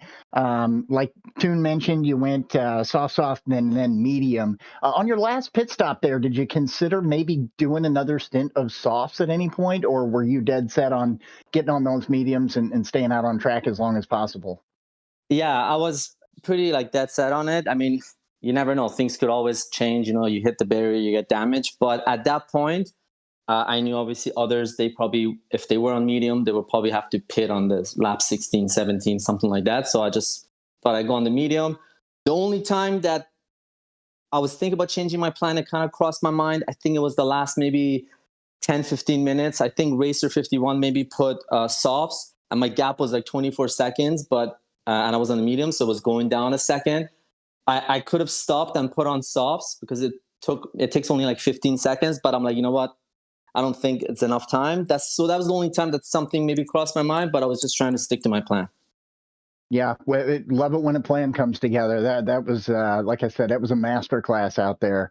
Certainly enjoyed watching. Congratulations on your victory. Leo, what do you have for Cyrus, Nikki GT? Thank you so much. Well, congratulations, Cyrus. I mean, you did it. You won, like Toon said earlier. Yeah, it feels great. A super accomplishing thing, man. My question would be like, how familiar are you with Bathurst? Like, it looked like you were just on a Sunday drive out there. You pulled away from them with the tire strat that you came up with. I personally, I would have never thought to do a double stint of softs, but that's just me. I wonder how much time you put into the track is what I'm asking. Yeah, absolutely. Actually, believe it or not, like Bathurst is now like one of my favorite tracks. And then before this race, I had never really driven with the Genesis. Like, it's just not my favorite car. So this is my first time experiencing it, but I just put in a lot of practice time and just kind of kept building it and trying to see how fast or how much I can push it. But it was all new to me. I mean, I would have to rank my top 10 circuits. For me personally, it wouldn't be on it because it's very tricky. You can really spin out. And with the Genesis, which it always seems to be a little bit kind of loose, not as grippy as I would prefer it. But yeah, just kept at it, just practice, right? So, Definitely pulled it out. Yeah, which was great. All right. Now, production will have to forgive me for this, but I do have to know. So, Cyrus, how much time in the build-up to this race was just testing out different cars, and what made you decide to go with the Genesis over either the BMWs or the Lexus? Well, to be honest, when it first got released, the first time I practiced, I tried the BMWs, the BMW ones. And then I saw a few other people that were practicing, and I was pushing hard, but I was like, on the softs compared to what they were using on the Genesis, I was like a second or second and a half slower. So right away, immediately, I think, like 2 weeks ago, I just decided to go to the Genesis and just kind of working out.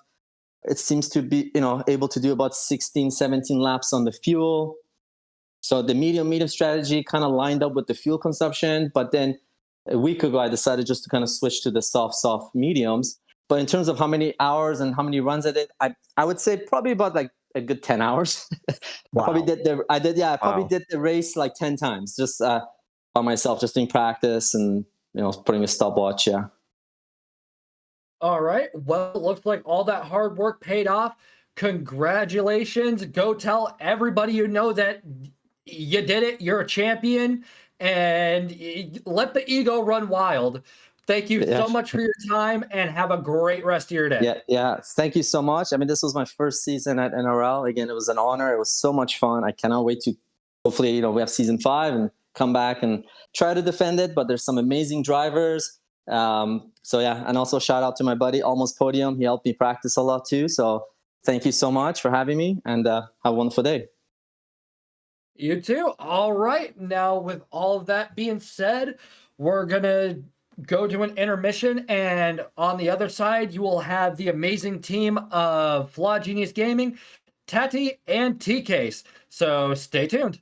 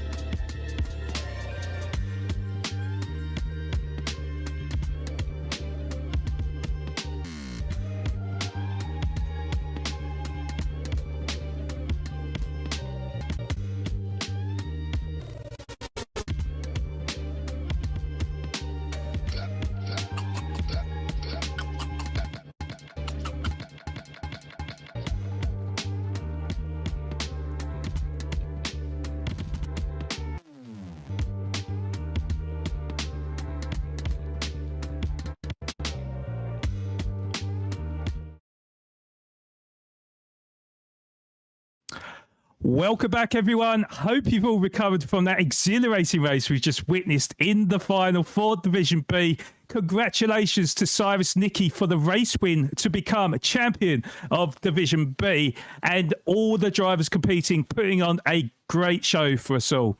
A huge thank you to Toon, Slow-Mo and Leo for the awesome coverage from the race. They will be back later on towards the end of the broadcast, because now it is time for the A-Team.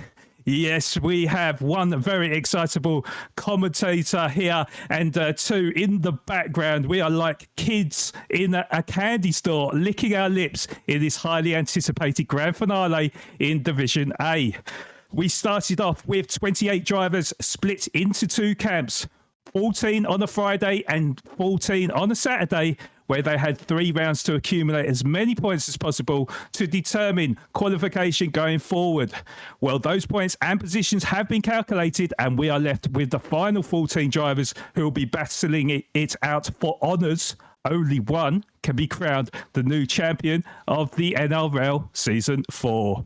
I am your main host, Floor Genius Gaming, and I'll be joined by 2 commentator extraordinaires, where they can finally let out their joy and excitement, which I'm sure they've been itching to do for the past couple of weeks.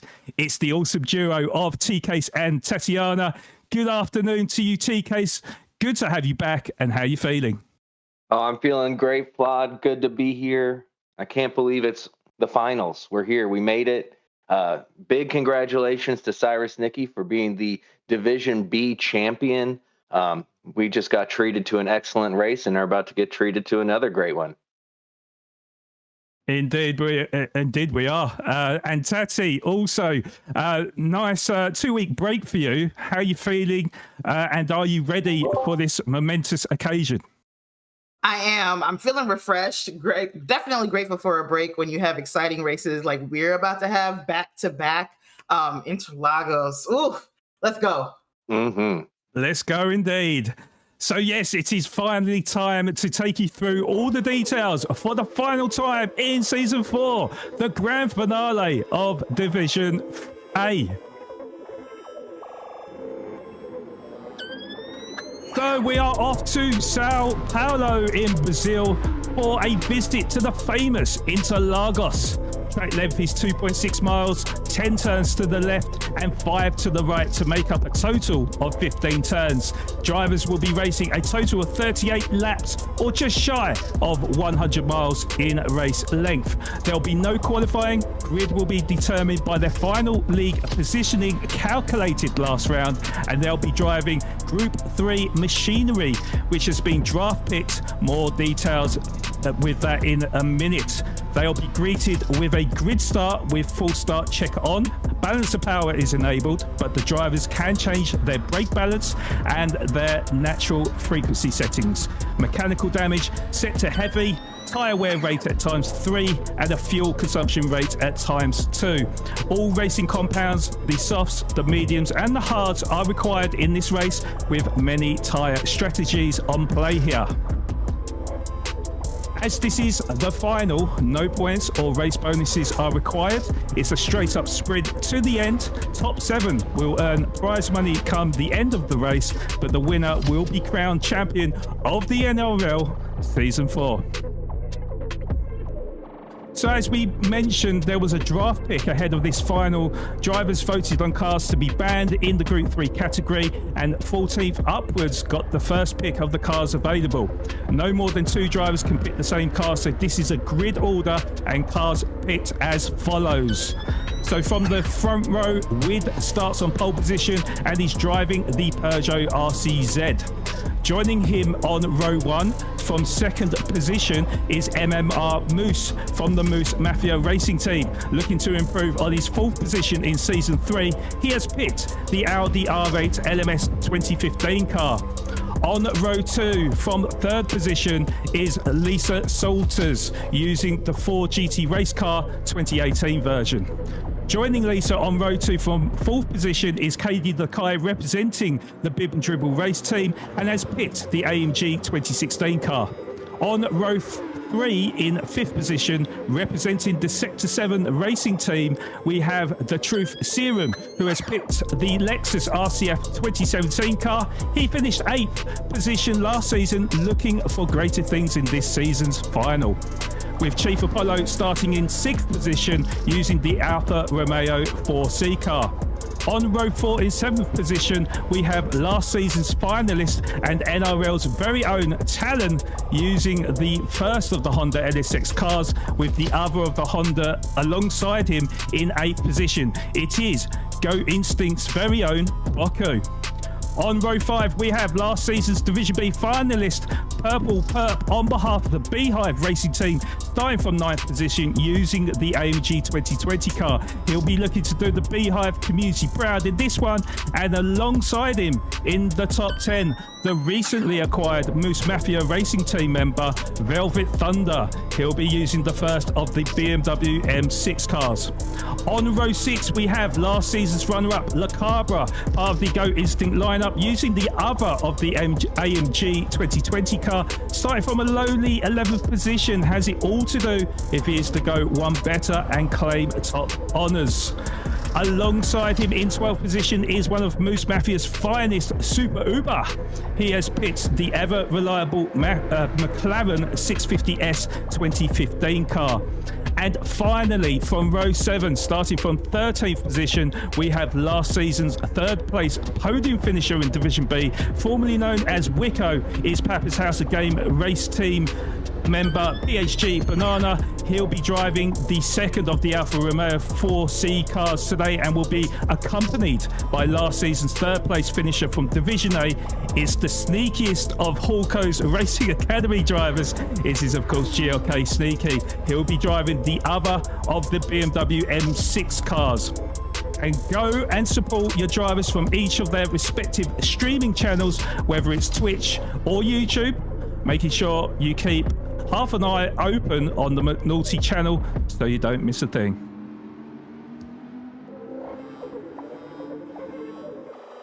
Ooh, okay, so what a lineup of drivers we have for the final.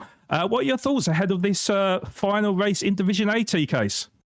I think we're going to see a very, very competitive race, and I love that we have such a mix of cars. We got FR and MR. They're going to wear their tires differently around a track that wears tires a lot. So I'm excited to see this play out, strategies play out, and get to see some good hard racing. Yes, indeed. And also, Tassie, we are in the Group 3 machinery, of course. Out of the cars on display today, what car do you think you would have picked? And what manufacturer do you think has the best chance today? Also, another question I just wanted to quickly throw out there, Tati, was also that you have one of your teammates out there. So what do you think of his chances today? I am so glad that you asked exactly that question, because I was just thinking to myself, out of all of these cars, let me tell you that RCZ is an absolute weapon. Every now and then the BOP gets really favorable to it. Wid made the right choice. I had the absolute pleasure to use it in a season of racing hard GR3 races, and it was chef's kiss. So I'm looking out for that car. Really, anything mid-engine has a huge advantage here because of tire wear. Tire wear is really hard at Interlagos. And you know, assuming that you've got a car in front of you, hopefully somebody's close, you're gonna have a lot of dirty air to deal with. So anything MR or rear engine, I am giving, you know, favorable marks to. However, you can't count out the naturally aspirated V8s. They're torquey. They can short shift this entire thing and save a whole bunch of fuel. And then that massive back straight is really their playground, and a lot of lap time can be made up there. Was there another question? Well, the other thing I was going to say, but you may have just answered that, is how do you think your Sector 7 racing team member will fare out there? Because you've just said that the MR cars are the optimum cars out of all the drivetrains. He's driving the Lexus RCF.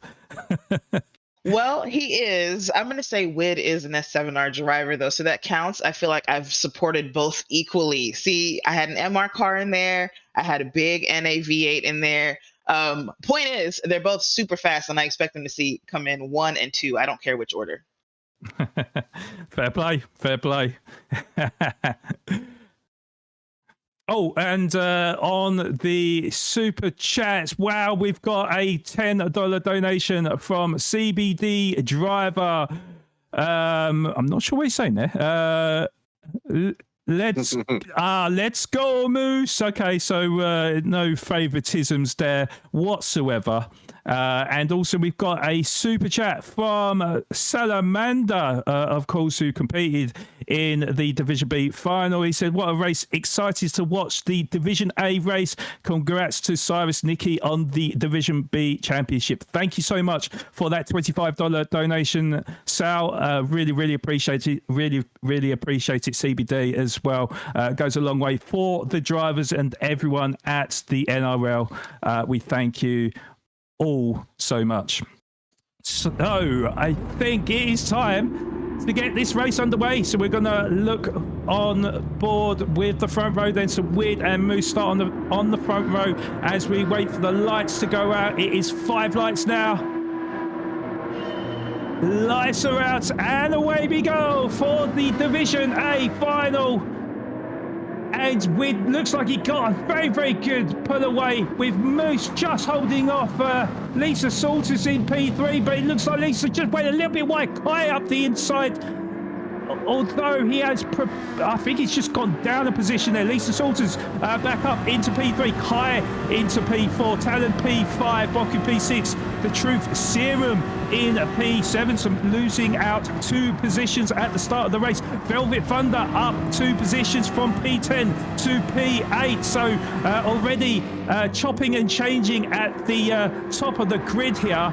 And I'm going to have a look at the tyres that the drivers are going to be using at the moment. But we've got a few drivers side by side at the moment. We had Super Uber and Chief Apollo. I think Super Uber just getting in front of Chief Apollo to move up into P9, just behind Velvet Thunder in P8. So Super Uber looking to climb many a position at the start of this race. It looks like we've got Chief Apollo P10, PHG Banana in P11. There's a huge train of cars just behind it, and a little bit of side by side in the background as well. I'm not sure who that was.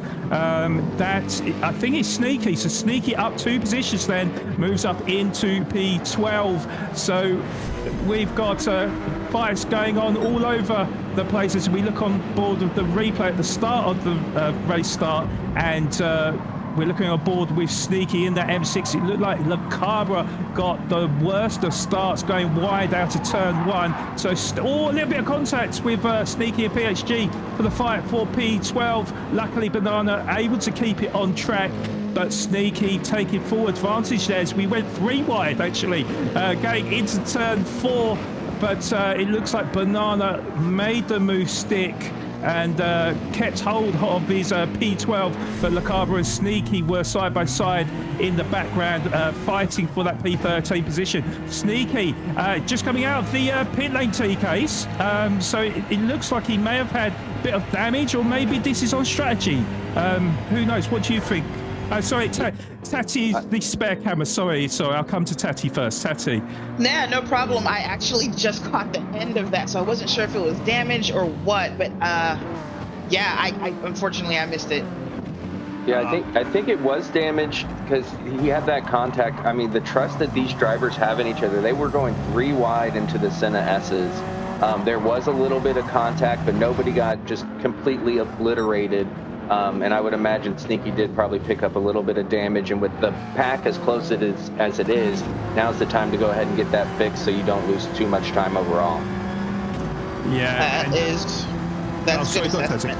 No, that's fine. I was going to say that's good assessment. It's also, you absolutely need your aero in this race. You cannot you can't run into Lagos quickly with aero damage. You just can't. We've got PHG Banana just going around the outside on turn 1 on Talon.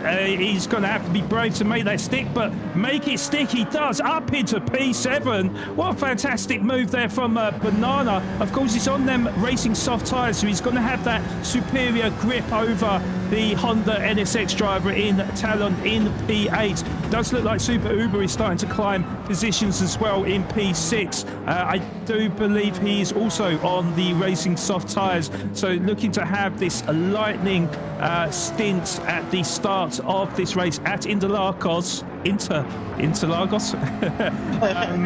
It is, of course, 38 laps here at Interlagos, so a long way to go, and a little bit too early to call how this race is going to go, but certainly there are quite a few movers and shakers up and down the grid. But yeah, Super Uber, just to look on his details, he is part of the Moose Mafia racing team. He's driving a Logitech G29. He started from P12, and of course he is using that McLaren 650S.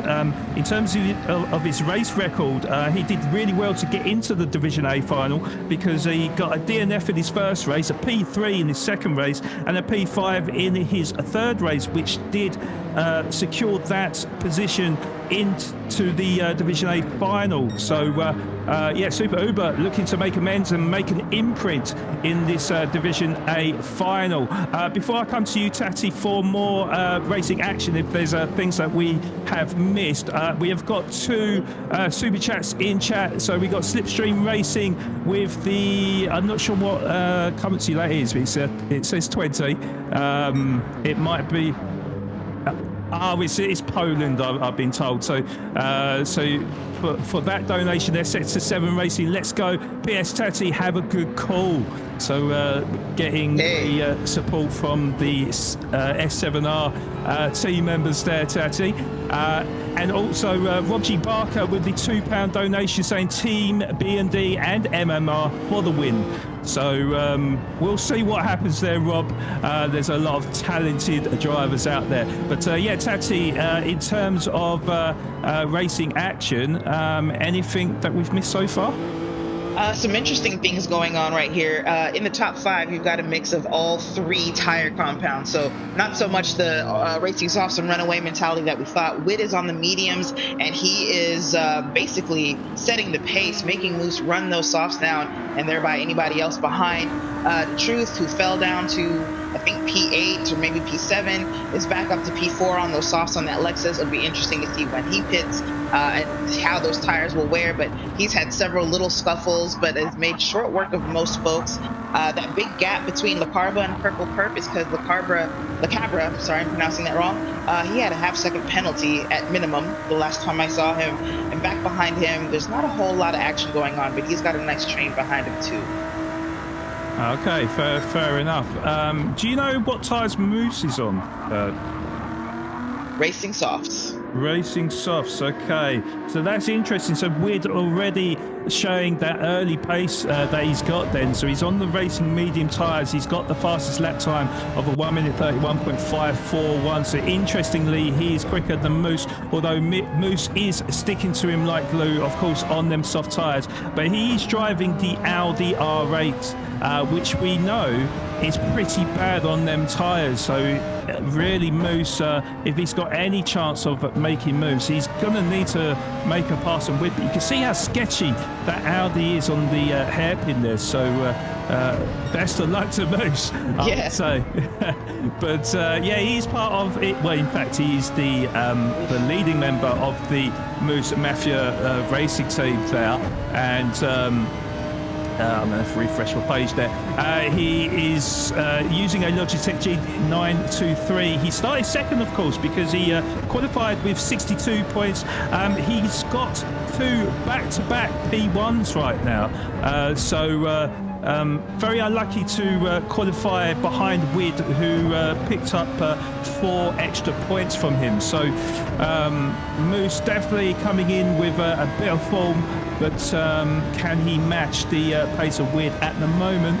1.4 seconds down on Moose, so on Witt, sorry. So he's got it all to do. Lisa Salters a further 1.2 seconds behind in P3 on the soft tyres as well. So Lisa Salters also will need to make it work as we look on board with the fight for P8, because we've got 3 drivers in Talent, Boku, and Purple Perp. We're on board with Purple Perp actually on the Racing Hard Tyres. He's driving that Honda NSX now. I'll be honest with you, I have no idea on the performance of that Honda NSX. It's not a car that I would have picked, but two drivers did. In fact, Purple Perp, sorry, we're on board with Boku, and it's Purple Perp that's on the outside. I do apologise there. So it looks like Purple Perp has got the inside line, but then that's going to turn into the outside line for the next turn. So Boku just managing to hold off Purple Perp for the time being, but I do feel that Purple Perp will be challenging Boku in due course with it looks like Le Cabra is caught to the back of them as well. So it looks like Le Cabra is on a charge right now. He's on the Racing Hard Tyres using that AMG 2020 car, and well, we know about Le Cabra, TK. He's got serious pace. He got runners-up in last season's Division A final. So are you expecting Le Cabra to start showing his true pace? Absolutely, and he's on the slowest of the tires, and they're actually like 1.7 seconds slower than the soft. So staying in a group like this and in that car, AMG is one of my favorite cars in this game as far as the Group 3 cars go. And, you know, we saw this in the first race of him just being in the right place at the right time to take that victory at Watkins Glen. So I think he's a smart driver. He's going to stay in it. If he can stay in this group and work his strategy out, he's on the hards and keeping up with these mediums. So I think we're going to see some really great out of him. Oh, but now he's got that 1 second penalty. Oh. The penalties hurt here because he's on the way up the hill. A full second is killer. So what I was just saying about him staying with the group is now, I don't know that that's going to happen. I mean, that is kind of the commentator's curse there, so congrats to you there, TK, on that one. Yes, I'm sorry, Le Cabra. I'm sorry. I've got some action here. Something happened to Moose. Moose and Lisa Salters, I believe, got into it, and now Wid has a 4.5 second gap to Lisa. Moose just jumped into the pits. He's getting off those softs. Also, interesting strategy, Chief Apollo just got off the hards after 7 laps and jumped onto the mediums. Okay, so a bit of a revelation there. Yeah, it's we're on board with the replay now. Moose going into the pits there, yeah. So it looks like his tyres died on him, as I kind of expected with the Audi. It looks like he managed to get about 7 laps on them soft tyres. So comes out back on track in, looks like P11 then, and he's come out on medium tyres. So we'll see how long he survives on them medium tyres, but he really he's definitely going to be trying to save them tyres as much as possible, I think, Tati, because obviously I would imagine that most of the drivers will be doing a 2-stop strategy. Do you agree? I think I do agree. It is very interesting that Chief Apollo P13 took the hards off after only 8 laps. Most projections that we saw had him going 12 or 13 on the hards. I think that Moose is well within the window. He's come out in P11, yes, but the window for the softs was only about 8 to 9 laps. He unfortunately ended up in dirty air on them and wore them out a lap early, but he should be able to go a little extra long on those mediums because he's got a lot of clean air ahead of him. You know what? I think Sneaky started on the hards and just did 1 lap on the hards, and when he boxed right there at the end of lap 1, he put the mediums on. With how slow these hard tires are, we might see someone like Sneaky throw in a 3rd pit stop or really try to make those mediums and softs last a long time. So Sneaky. Living up to his name. Yeah, exactly. You can't help but call out the puns there. He's a very, very sneaky driver, that is for sure. We're on board with Kai, currently in P5. He is lost 1 position so far in this race. He's 4.4 seconds behind Super Uber in P4, 6.7 seconds ahead of Purple Perp in P6. And yeah, Katie Nakai in a bit of an unusual car, to be honest, because I don't think many people were going to be picking the AMG 2016 car. But I do know Katie Nakai is a very, very fast driver, and if he feels like that car works for him, then I've got to take his word for that. He is part of the Bib and Dribble racing team, so he's looking to do them proud. So we'll see how Katie Nakai gets on, but he's using the racing hard, so he's going for a long stint now, it looks like, as we look on board with Super Uber, currently in P4, just behind the Truth Serum there. He's on the medium tyres on lap 10. So he's got a 2:06 on lap 9, is that correct? Or that is correct. Is that not a graphic mess up though? Because surely he wouldn't have that much tyre degradation on one lap. I just went back and it actually just fixed itself. So yeah. Yeah.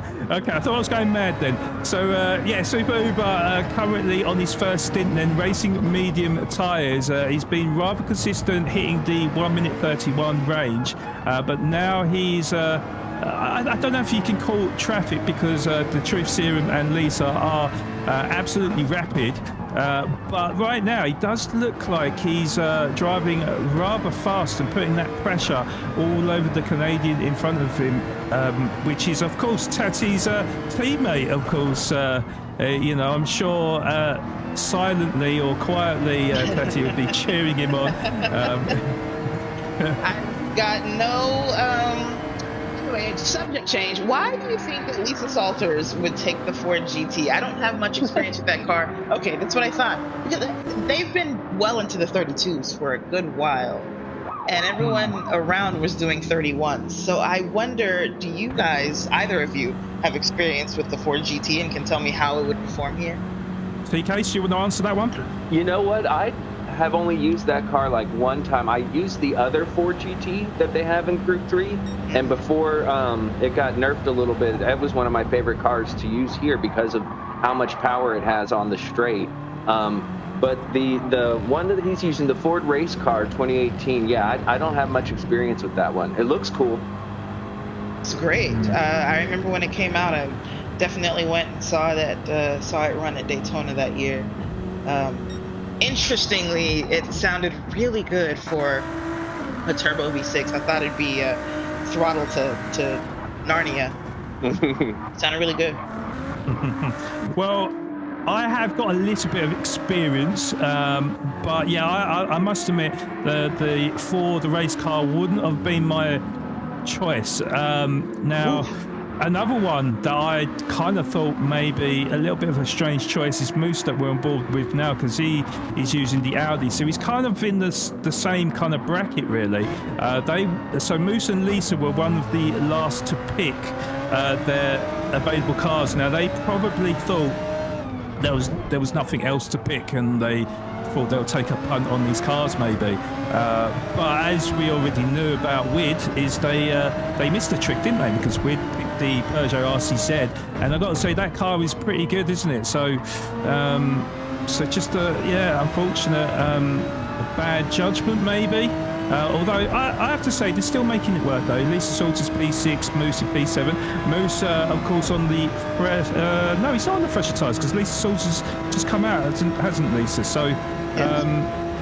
So no, Moose putting all types of pressure on Lisa up the inside on turn 1 through the Senna S's, and makes his stick up into P6. Great move there from Moose, and I think Lisa perhaps maybe doing a bit of fuel saving, because this is another part of the strategy that certain drivers, depending on what stint of the tyres that they're using, maybe doing a little bit of fuel saving, maybe using the slipstream from the car in front to eke out more laps in the fuel tank, perhaps, Tati? Can you ask me that one more time? My headset cut out right then. I was just saying that, you know, a lot of the drivers are on different strategies right now. Yes. And, you know, at different points of the race, people could be doing a bit of fuel saving and using the car in front to use their slipstream.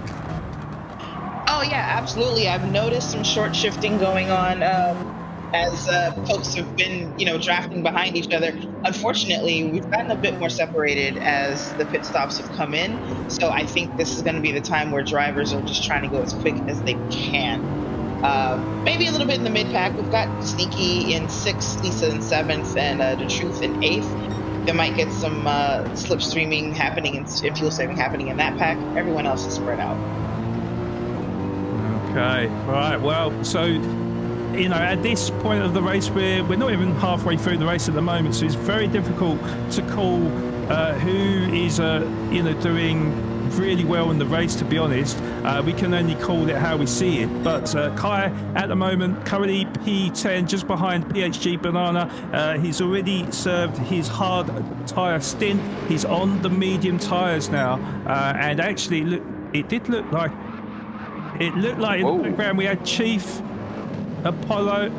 Oh, okay, we've got the three at the back of the pack then. So it looks like Lacabra's just lost out 2 positions there to Talon and Boku then. So maybe a slight mistake from Lacabra and perhaps losing a little bit of control in that car.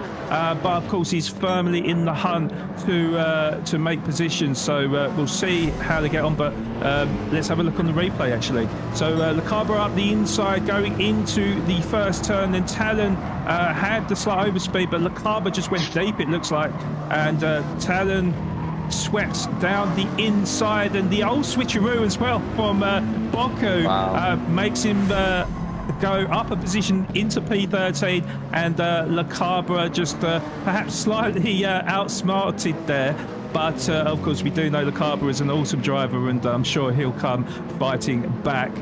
We have got Chief Apollo just in front of the trio in P12, 13 and 14. It does look like is about roughly a 2-second gap between Chief Apollo and Talon, so not quite in the slipstream range, and he'll be praying that they'll be battling for position so he can pull away. It is 2.6 seconds now, the gap, so it does look like they are battling away.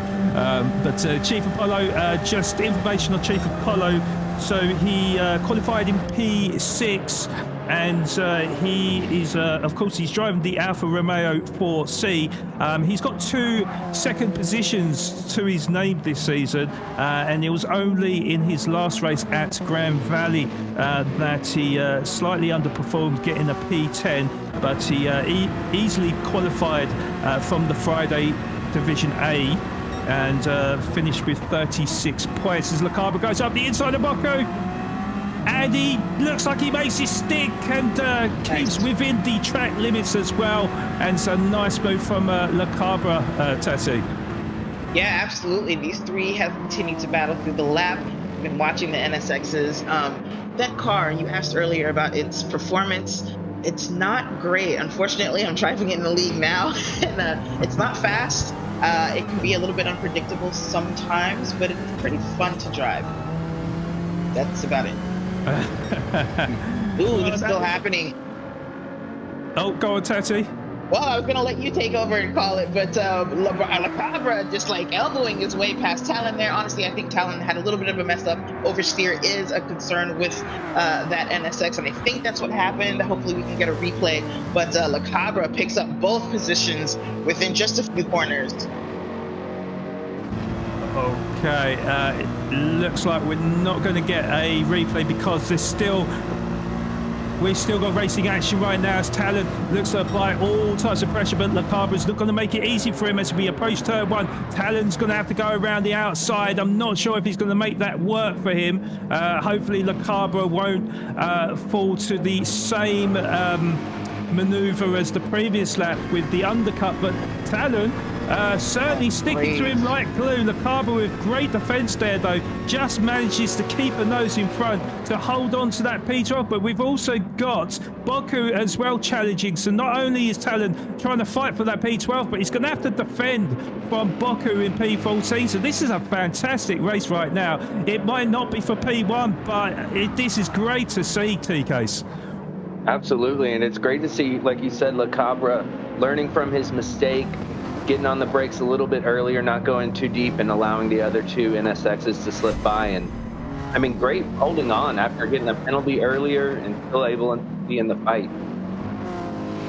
Indeed. What is this replay now? Is this from earlier? The inside. So Lacabra makes.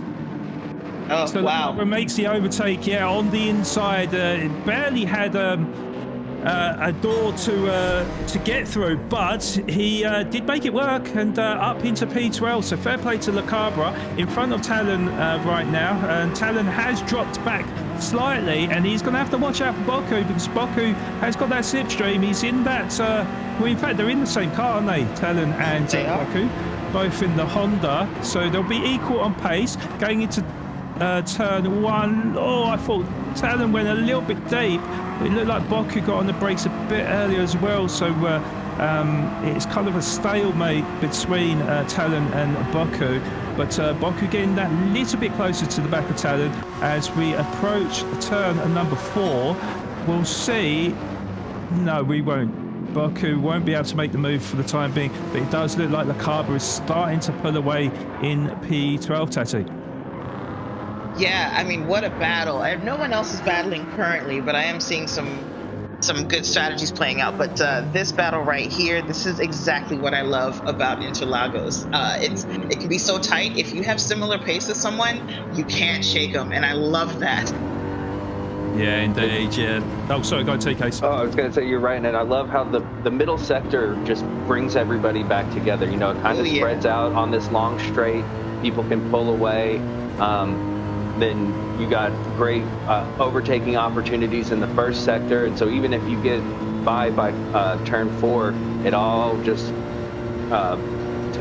tightens back up as you go through those tight hairpins. This track is just fantastic. I'm so glad we're getting to use it for the finals. And interestingly, I've just seen Sneaky come into the pits from, I think it was P8 at the time, as we look at Bob Kai putting the Truth Serum under all sorts of pressure. But I've just seen Sneaky come into the pits from using the medium tyres. Now, of course, he's already used the hards and he's already used the mediums now. So is he the first driver that I can see perhaps doing the 3 stop-up? I think that sounds right, because he can't make tires last another full stint, and it looks like he's gone on to another set of mediums here. So he's going to be taking another stop to, I guess, jump on the softs for the final stint. I like that, and that's so smart. When you're starting in the back, you know, you have to do something different than everybody else. If you're starting last and you do the same thing as everybody in front of you, you might make a couple positions, but the idea of making it to the podium is kind of unrealistic unless something crazy happens. So doing a different. Oh my goodness! Oh, he's lost it. He's lost the rear of the car there. He was looking to get on the power early to try and make the move on the Truth Serum, but unfortunately got on the power too early, and he's lost out on, I think, about 3 positions, because it looks like Lacabra is just going to make the move on him to move up into P10, to Kai down into P11, and that costly mistake there from KD Lakai. And I mean, it's quite easily done, isn't it, TK? You know, things can look really good, but you know, if you're not too careful or you get on the power that little bit early, like KD Lakai did, then your race is history, basically. So yeah, KD Lakai got it all to do, and we'll see how he gets on from here. But do you change your tyre strategy because of that moment, or do you stick to the same plan as before, TK's? I think you stick to the same plan. He didn't lose out all. I mean, he did lose a position and some time, but it could have been a lot worse. And it's so easy to do right there because you're trying to build up speed for that downhill and just getting on the gas a little too quickly. But assuming he didn't get any damage from that, I think you just stick to the strategy you were on. Well, no damage on the car that I can see. No damage? Okay, yeah. Yeah. Okay, thank you for the update there. It looks like Wid has just come into the pits from pole position. He's going to be changing off them medium tyres. So he managed to get 18 laps on them medium tyres. We'll see what tyres he comes on to next. I suspect he's going to go on the hard tyres though, because I think most of the drivers don't fill up on the second stint, and they try to get I do believe it's about 28 laps or 29 laps, depending on how much fuel saving they do. but no, I'm wrong because he's filling up. So He's filling up, yep. Forget what I said. He's likely going to go on the hards because, you know, you might as well, you know, fill up on your slowest tire, I suppose, and then leave a nice light car for those softs to end the race. That's what I would do. Yeah, no, that makes sense. Yeah. Yeah. Both he and the Truth making the tires that they started on last several laps longer than the projections that we have. So I think they're both gearing up for a racing softs and a long time on those softs. Well, we'll see if that pays off for him. But Wid was looking rather consistent, rather dominant at the top of the grid. So we'll see if that works out for him. It does mean that he will fall down into P5, depending on how long the drivers in front are staying out. I have to say, actually, he's got a 6-second gap to Velvet Thunder in P4, and he's just got out in front of Lisa Salters. But I think Lisa Salters is on, is it mediums? Mediums. No, on hards currently. Is it hards, is it? Okay. Yes. So that means then, so Wid should be pretty good for pace then, and perhaps he can start concentrating and looking forwards rather than backwards then. It does look like he has pulled a slight gap over Lisa Salters. It was 0.8 of a second up to 1.1 seconds. So it's just about in the slipstream range for Lisa Salters. Lisa Salters in. There you go. Yeah, Lisa Salters coming in from the hard tyres.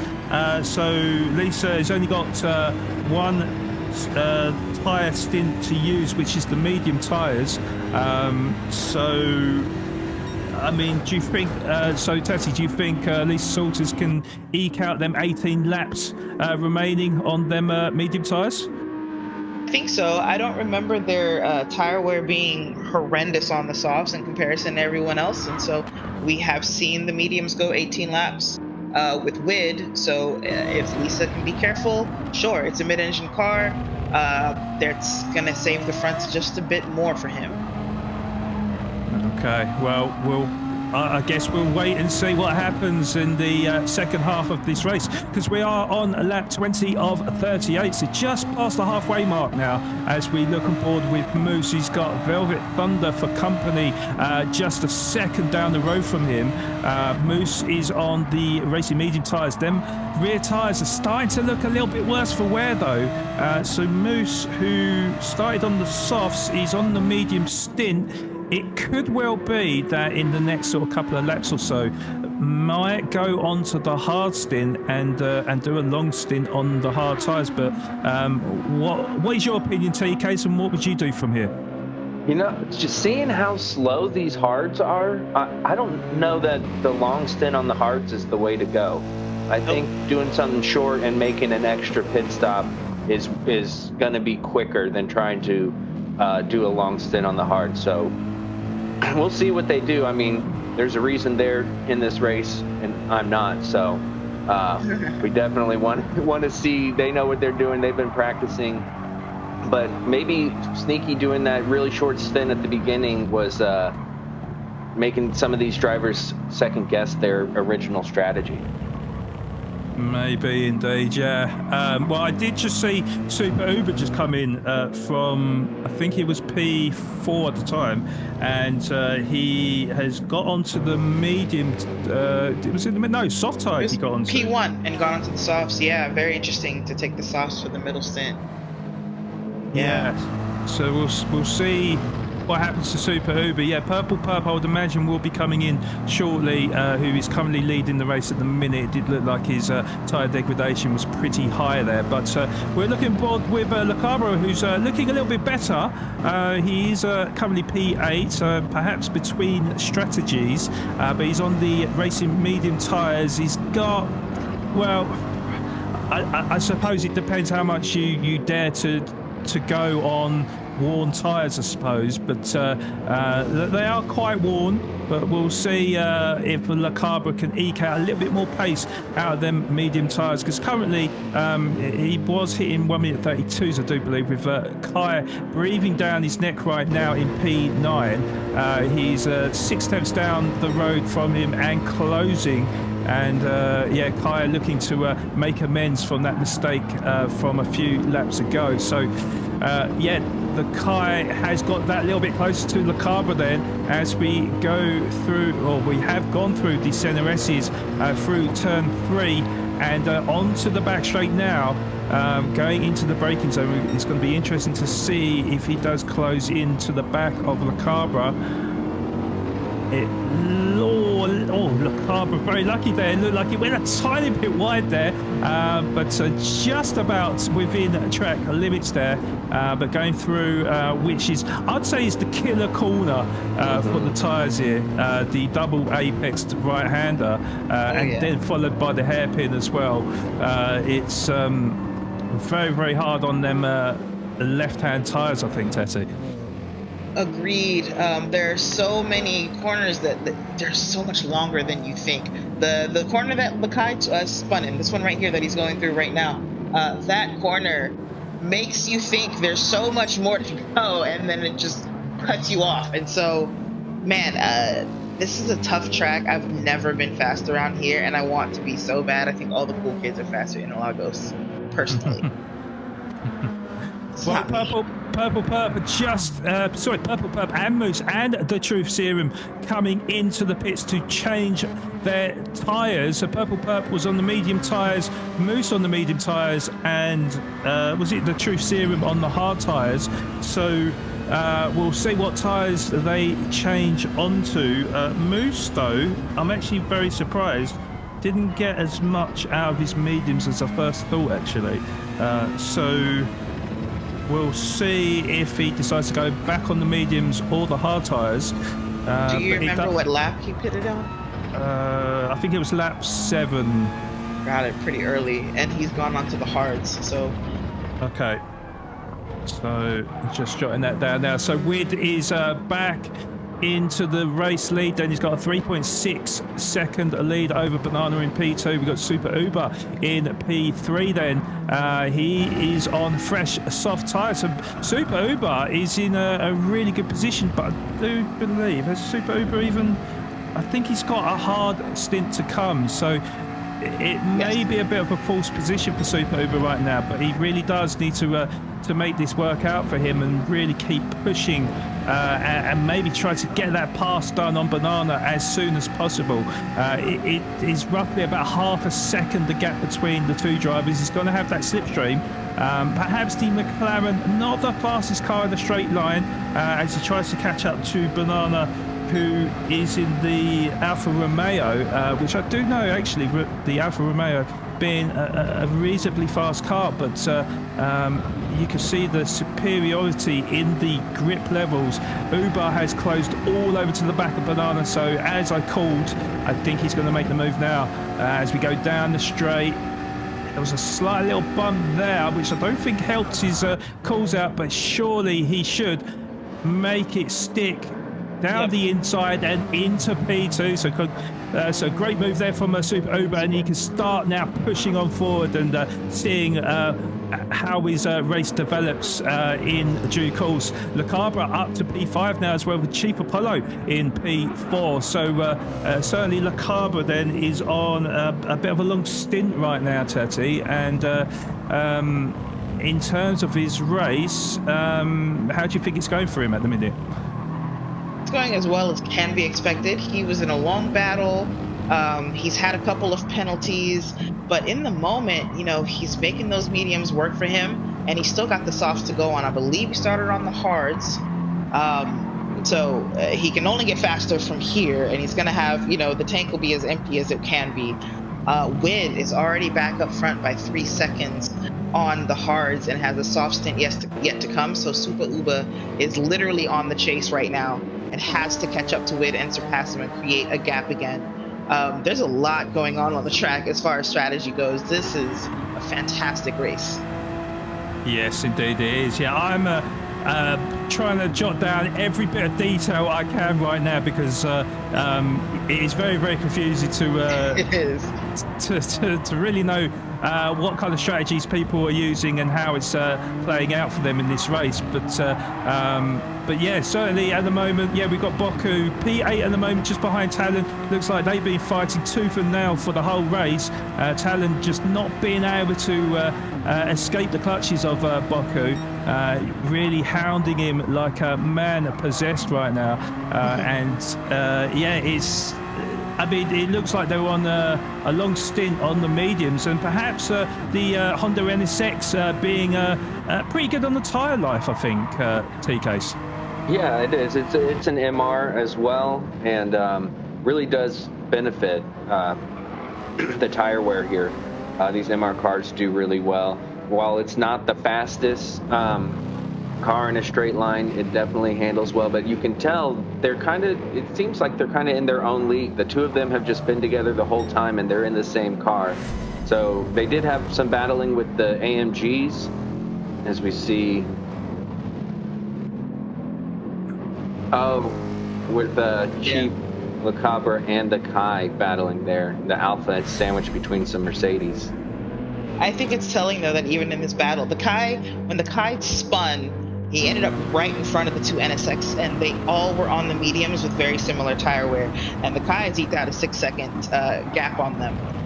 The NSX it feels good to drive, but it really lacks pace, I think. Yeah, that's so frustrating too when you're driving it, because you feel like you're putting in good laps, and then when everybody else around you is just going faster, you're just like, what is going on? I can't do anything more. And it comes down to the car instead of the driver, which is the opposite when we had our single make races where everybody was in the same car. It really came down to the driver, and here the cars do have a play in the results.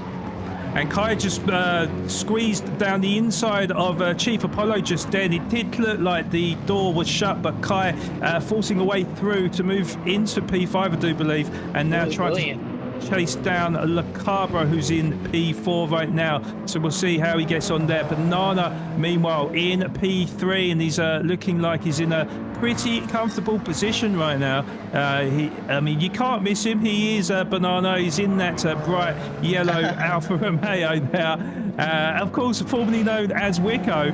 And more about Banana is that he was a Division B driver last season, and I mean, he's certainly made the upgrade into Division A this season, so he's certainly massively improved as a driver, and it's currently going really, really. I can't tell his curse, because I was saying he was going remarkably well in this race. I think he's lucky to escape the penalty there, because it did look like he cut the corner slightly, perhaps not his intention, of course, but yeah, he nearly lost control of that car there. So lucky to fight to live another day. But I just want to say real quick, Supa and Witt are probably about to get into it, because Supa has caught up to it. It's within a second. I was literally just about to comment on that. So Super Uber in P2 right now. Yes, there's a good call there from Tatiana there. So he has closed that gap to within a second. That means Super Uber is in that slipstream range. And of course, we do expect it though. Super Uber on the racy soft tyres. Not too much tyre life left in that front right tyre, I can see, in the McLaren, of course. So we'll see the differences in speed between the Peugeot RCZ and the McLaren right now. It is a pedal to the metal as we end lap 27 and onto lap 28. So we'll have 11 laps remaining. So yeah, it's come down to about 9/10 of a second. But I do fear that Super Uber will need to come in to change onto them new tyres very shortly, with Banana, Le Cabra and Chief Apollo coming in from P4, 5 and 6 respectively, changing their medium tyres. Actually, Talon also coming in from P8. So there's a tyre graphic in front of you guys for those not sure about the tyre strategies. So any one of them three the drivers could be using, but there is also a couple of drivers doing the 3 stopper as well, so that'll be the 4 stints, which it's going to be interesting to see, because one of them drivers is Sneaky, and he is in P6 right now on medium tyres, but I'm pretty certain he is going to have to come in one final time to get onto the soft tyres he needs to do, isn't it? So I would imagine he'll be coming in within the next couple of laps here, so he will fall back down the grid, but of course then he'll be an extremely fast boy in the closer stages of this race, Tessie. Yeah, absolutely. I'm very interesting to see where he ends up, because his strategy was so wild. So I know for this final stint, I'm going to be keeping an eye on him. Sorry, speaking is hard. I just want to point out that pack that came in together, Banana, La Cabra, Chief Apollo, each one came in, well, Banana came in with 14 liters of fuel left, La Cabra 10, and Chief Apollo 8. And as you can see, that played out because Banana came out with like a 2-second gap on La Cabra, but La Cabra has already eaten it up, so forget everything I said. The Alfa Romeo is really good on fuel. It's a light little car. Ooh, getting all squirrely with La Cabra. And so I think that does have a play as well, because the AMG is big and heavy, big V8, eats up that fuel. So there is a big difference as far as the fuel consumption between those two cars. And when we were on board with Sneaky, on those mediums, his lap times were super consistent, which is a big benefit.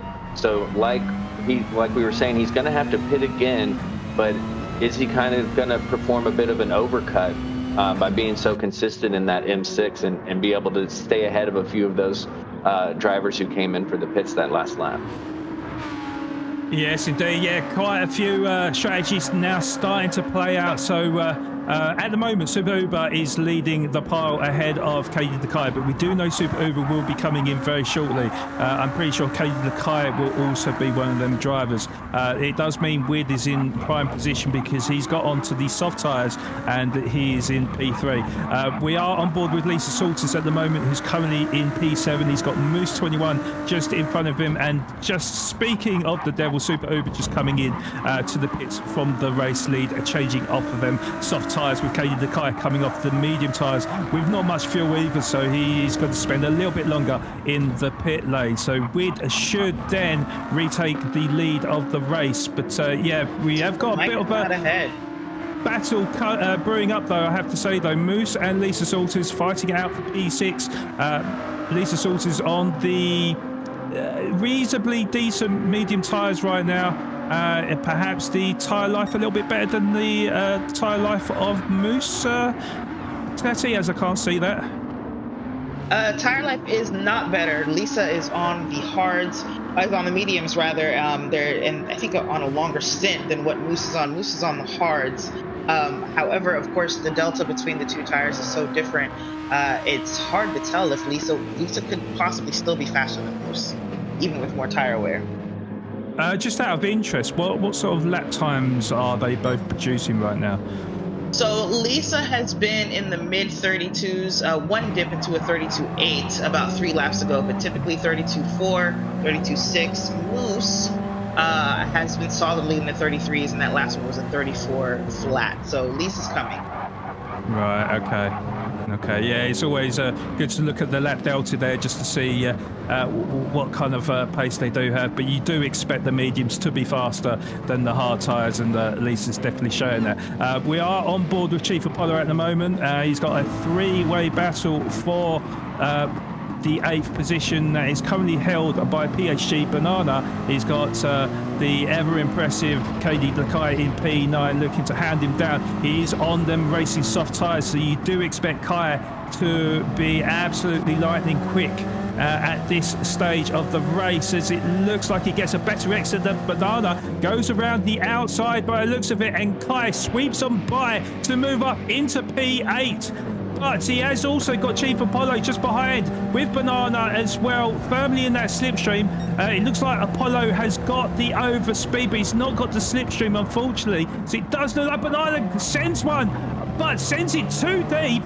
and Apollo will make the old switcheroo into P8 and Banana to move down into P9. So it's changed on a sixpence there, and yeah, GG's to Kai and Chief Apollo for taking full advantage there and move up a position each.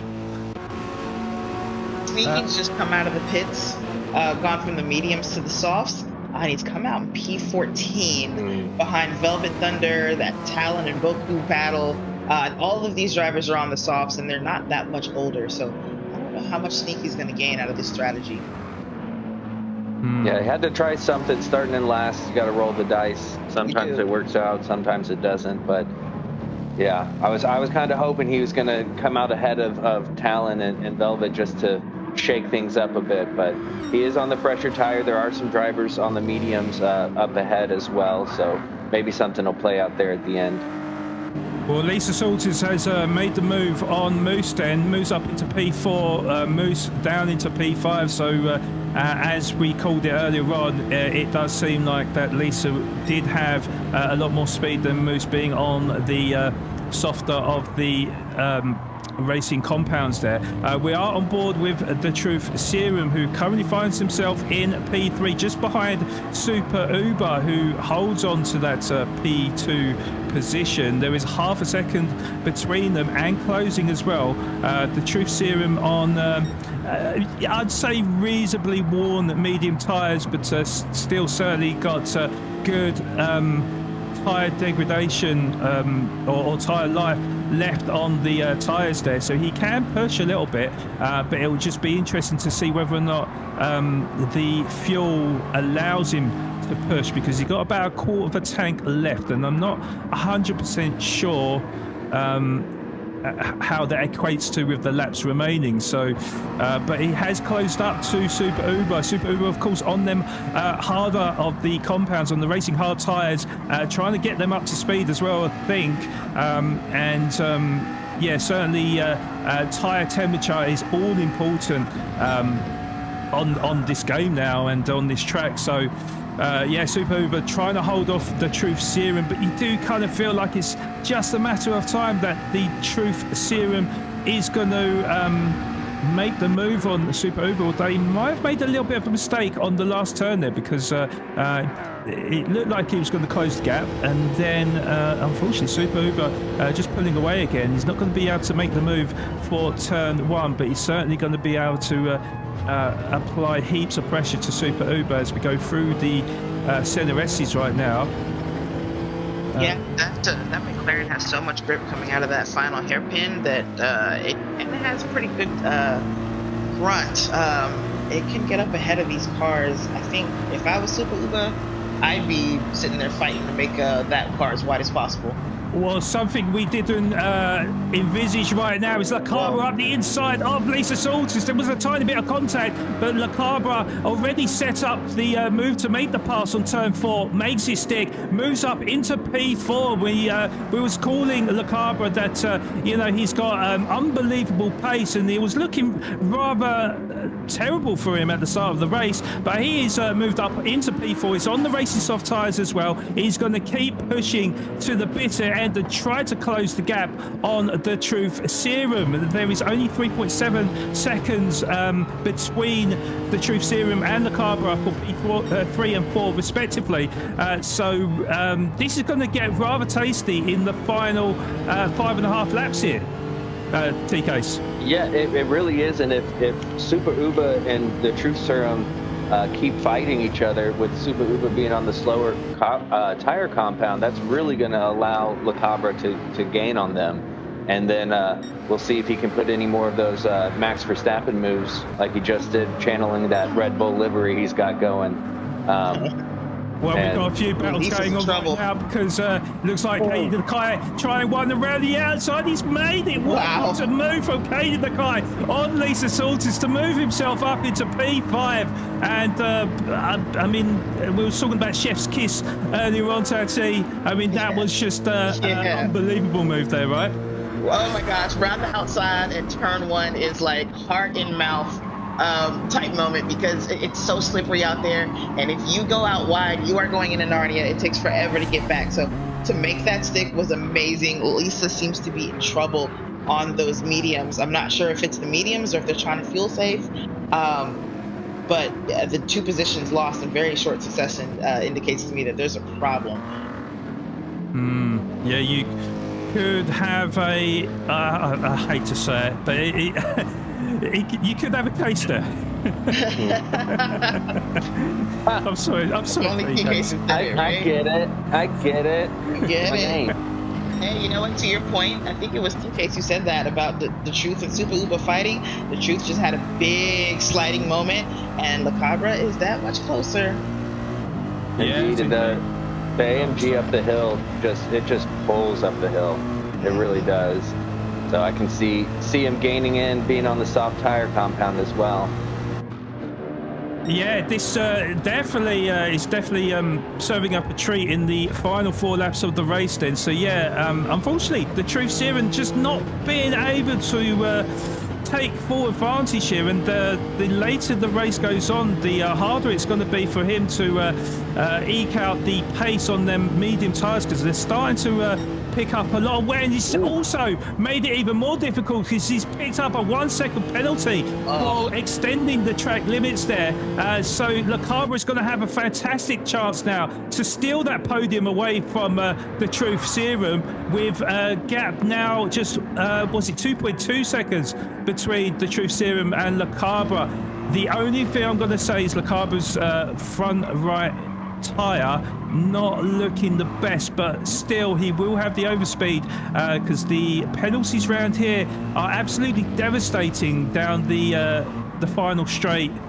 Well, it's not really a straight, but it's a flat out section, isn't it, where the penalty zone is. So it's definitely going to shape up to be an exciting few laps of this final race here in Division A. And I really can't wait, because I'm definitely going to be on the edge of my seat as the Truth Serum does take his penalty. And there's La Cabra firmly in the slipstream now. The Truth Serum is going to hold that inside line, but I feel like it's going to be useless because La Cabra is going to have the overspeed as we go into turn 1. And if La Cabra can time his braking right, surely he's going to hold on to that P3. Although the Truth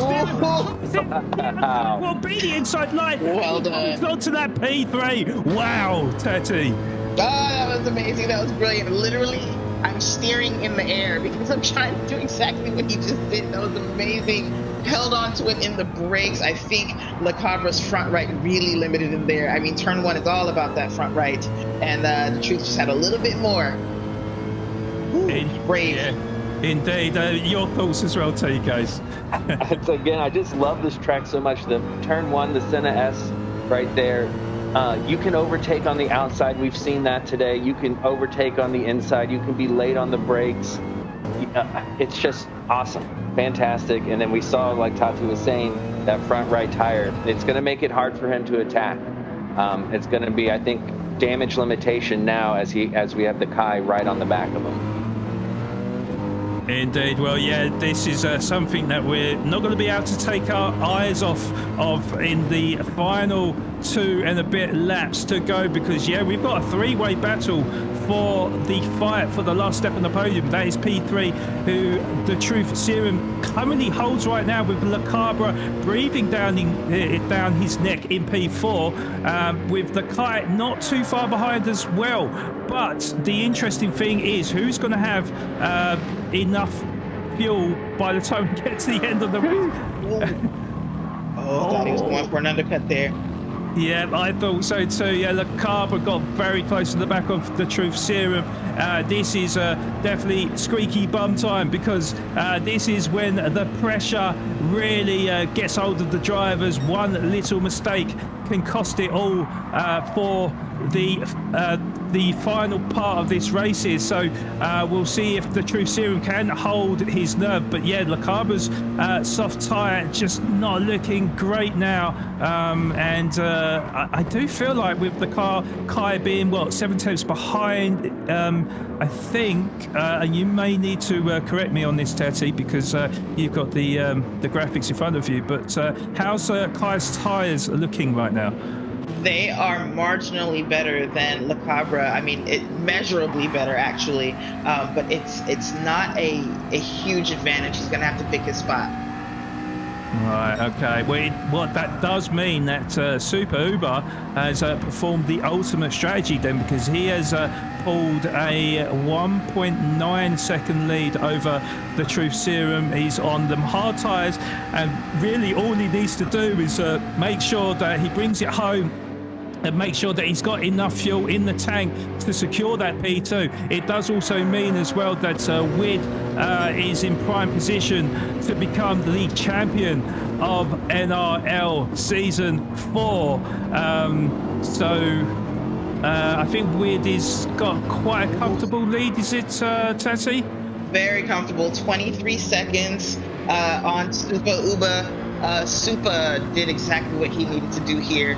Make sure he held the Truth back until he either made a mistake or lost his tires. Oh, what is happening? Le Cabre went wide on the end of the CNRSs and picked up a half a second penalty for good measure. It looks like Kate Lakai also picked up one as well, though. Yes. I love this.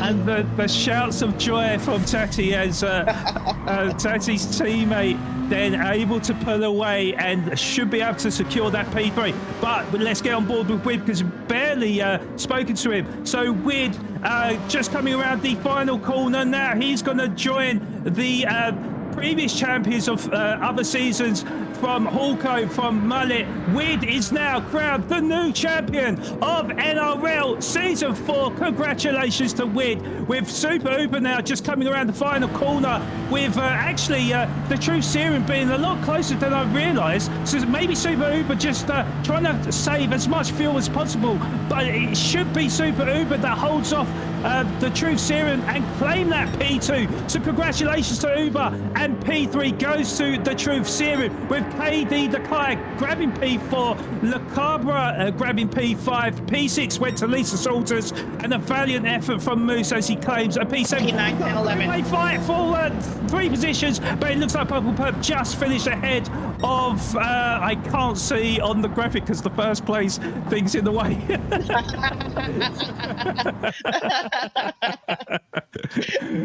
Wow. Never mind. I just have to point out that my shout for joy was not for my teammate. It was because I wanted a drag race to the finish with those 2 cars, but then Le Cabre lost too much time.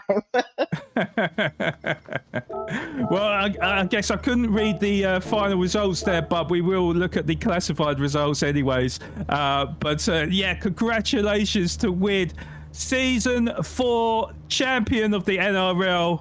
Fantastic win from him. I'm sure he's absolutely delighted with that performance, and certainly made that RCZ work to full advantage. P2 for Super Uber. I know that Rob G in the chat is going to be delighted for him, and of course Moose as well, part of the Moose Mafia racing team, grabs an excellent P2 in that McLaren. So congratulations to Super Uber, with the Truth Serum getting a close P3 in that Lexus. So congratulations to the podium runners. Then Caden Lakai, after he was looking rather dire on about halfway through the race, manages to climb his way back up the grid into P4. So congratulations to Lakai. Le Cabre also another one of them drivers.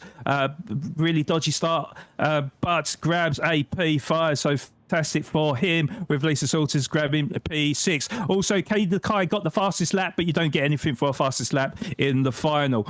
Moose grabbing P7, with Chief Apollo grabbing P8. P9 went to Purple Perp ahead of PHG Banana, who finishes in the top 10. GI Boku finishes in P11 ahead of Velvet Thunder, who finished P12. Talon grabs P13, and fortunately for Sneaky, not as sneaky as I thought he was, but still a valiant effort from him. He finishes in P14. Wow, what a race we have just seen in the grand finale of the Division A. What are your thoughts on that, T-Case? Well, what a finale. I mean, season 4, this has been incredible. That was such a good race. We saw all the different strategies, and just Super Uba going from 12th and getting up there. That's just incredible. They had a DNF first race, P3 and P5, and then to go get on the podium like that is incredible. I loved it. Yes. Okay, I was going to come to Tati, but I've just got word that we've got all 3 drivers in the interview room. So we're going to start with, is it the Truth Serum? Yes. So the Truth Serum, love to get your thoughts. You've just grabbed top 3 position. How are you feeling? I'm feeling really good. And that was really fun and very nerve-wracking.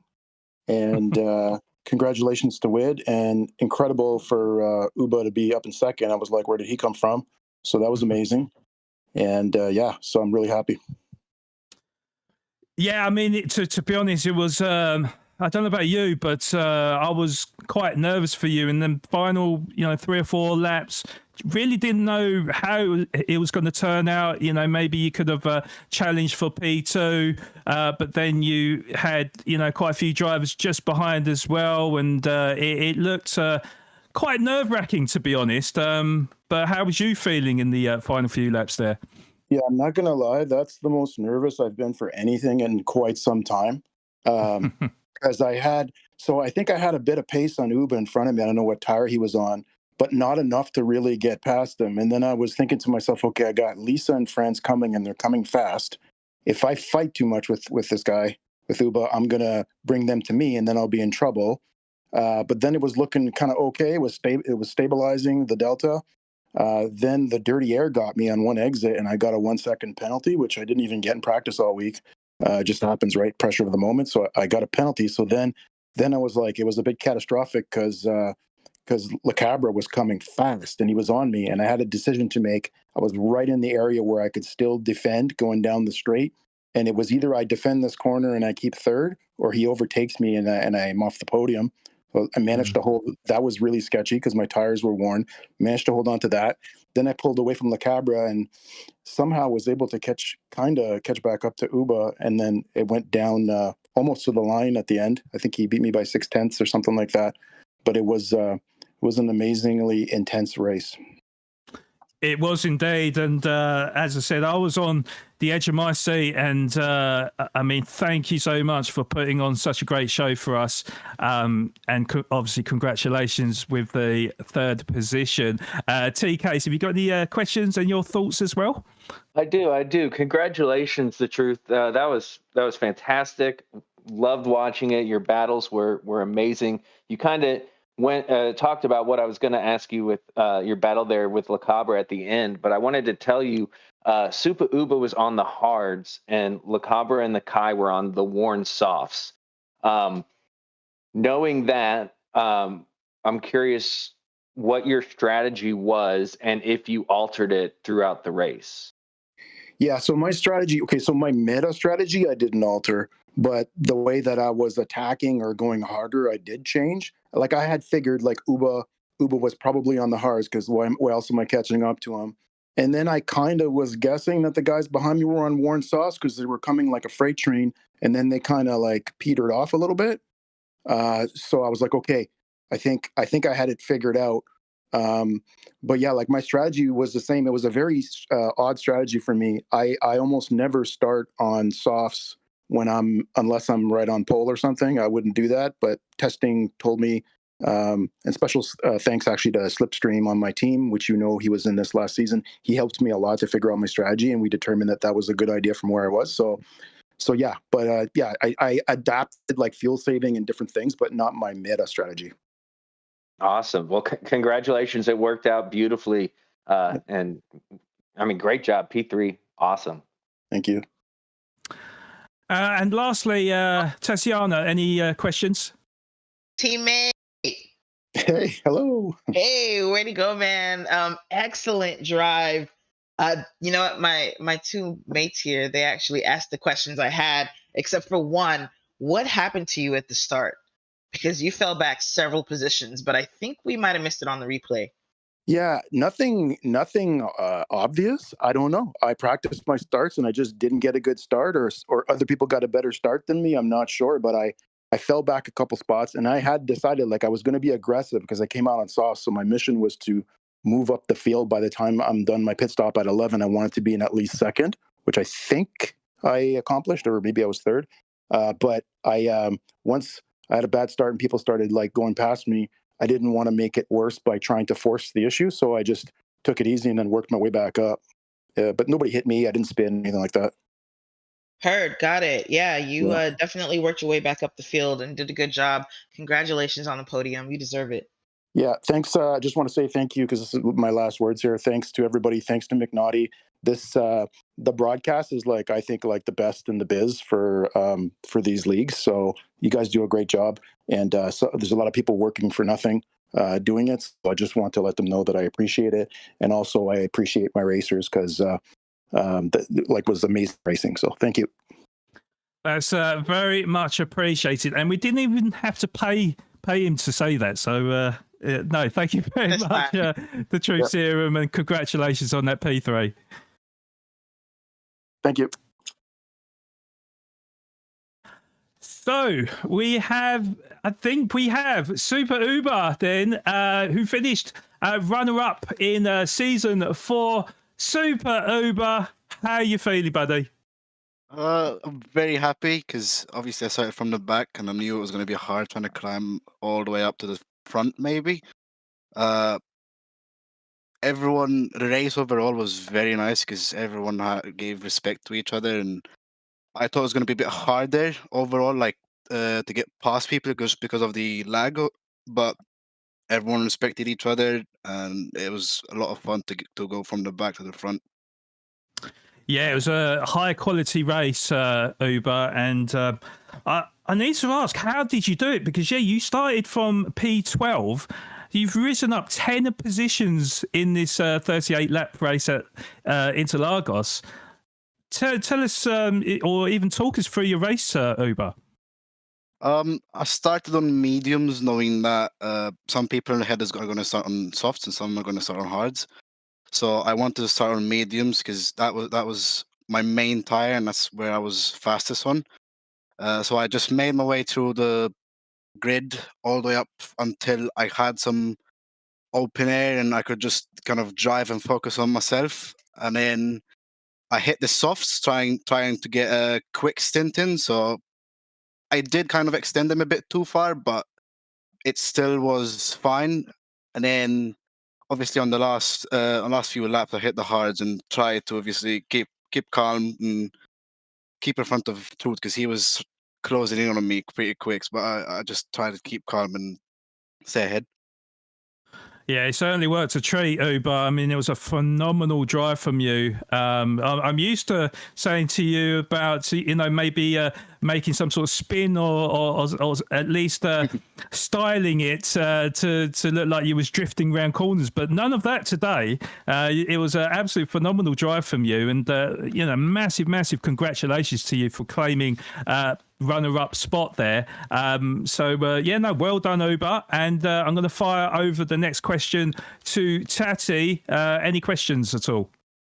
No questions, just congratulations. I mean, you made that McLaren absolutely fly. You made it shine. It was an excellent drive. For me, you are the driver of the day, coming from last. to second. Thank you. That is some praise, that. And also, T-Case, finally, any questions, thoughts? Well, I'm going to second Tati on that one, and you are my driver of the day as well. Like, we weren't sure if the McLaren was the right choice, and you started in the back and just worked your way up. Did you have any contact with anybody or any penalties along the way that hindered your race, or were you able to just keep smooth sailing the whole race? I had no penalties overall through the whole race. I'm not sure about contact. I don't think I had any. But I tried to keep it as clean as possible and just stay ahead and get rid of people around me fast so that I don't lose much time. Well, great strategy, man. Great drive. That was incredible. P2, Season 4, Division A. Well done. Thank you. Yeah, again, huge congratulations to you, Super Uber.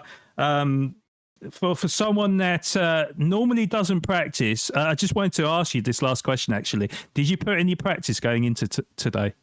Only some minor practice. I think I hopped in on GT7 about half an hour to an hour before the race, did a few laps on the softs, saw how long the softs last, and then just put a quick plan together and just sent it. I love it. Yeah, just send it. Yeah, that is the motto from Super Uber. No, it worked a treat for you. Like I said, it was a fantastic drive from you. Congratulations. Yeah, I don't know what to say to you, but I'm really happy for you because I've known you for quite a long time. So, absolutely delighted for you, delighted for Moose Mafia team and all those associated with you. So, definitely celebrate. I'm not sure what you can celebrate on. Maybe get that sneaky beer in or something, without the folks looking, But no, honestly, Uber, fantastic drive and congratulations. Thank you. Thank you, McNoy, for obviously hosting everything, and then the drivers, and last of all, commentators, because you guys always do a good job after looking at the VOD. So it's always nice to look back at the race and listen to you guys commentate overall on the whole race. We appreciate that, Super Uber. Thank you, mate. That means a lot.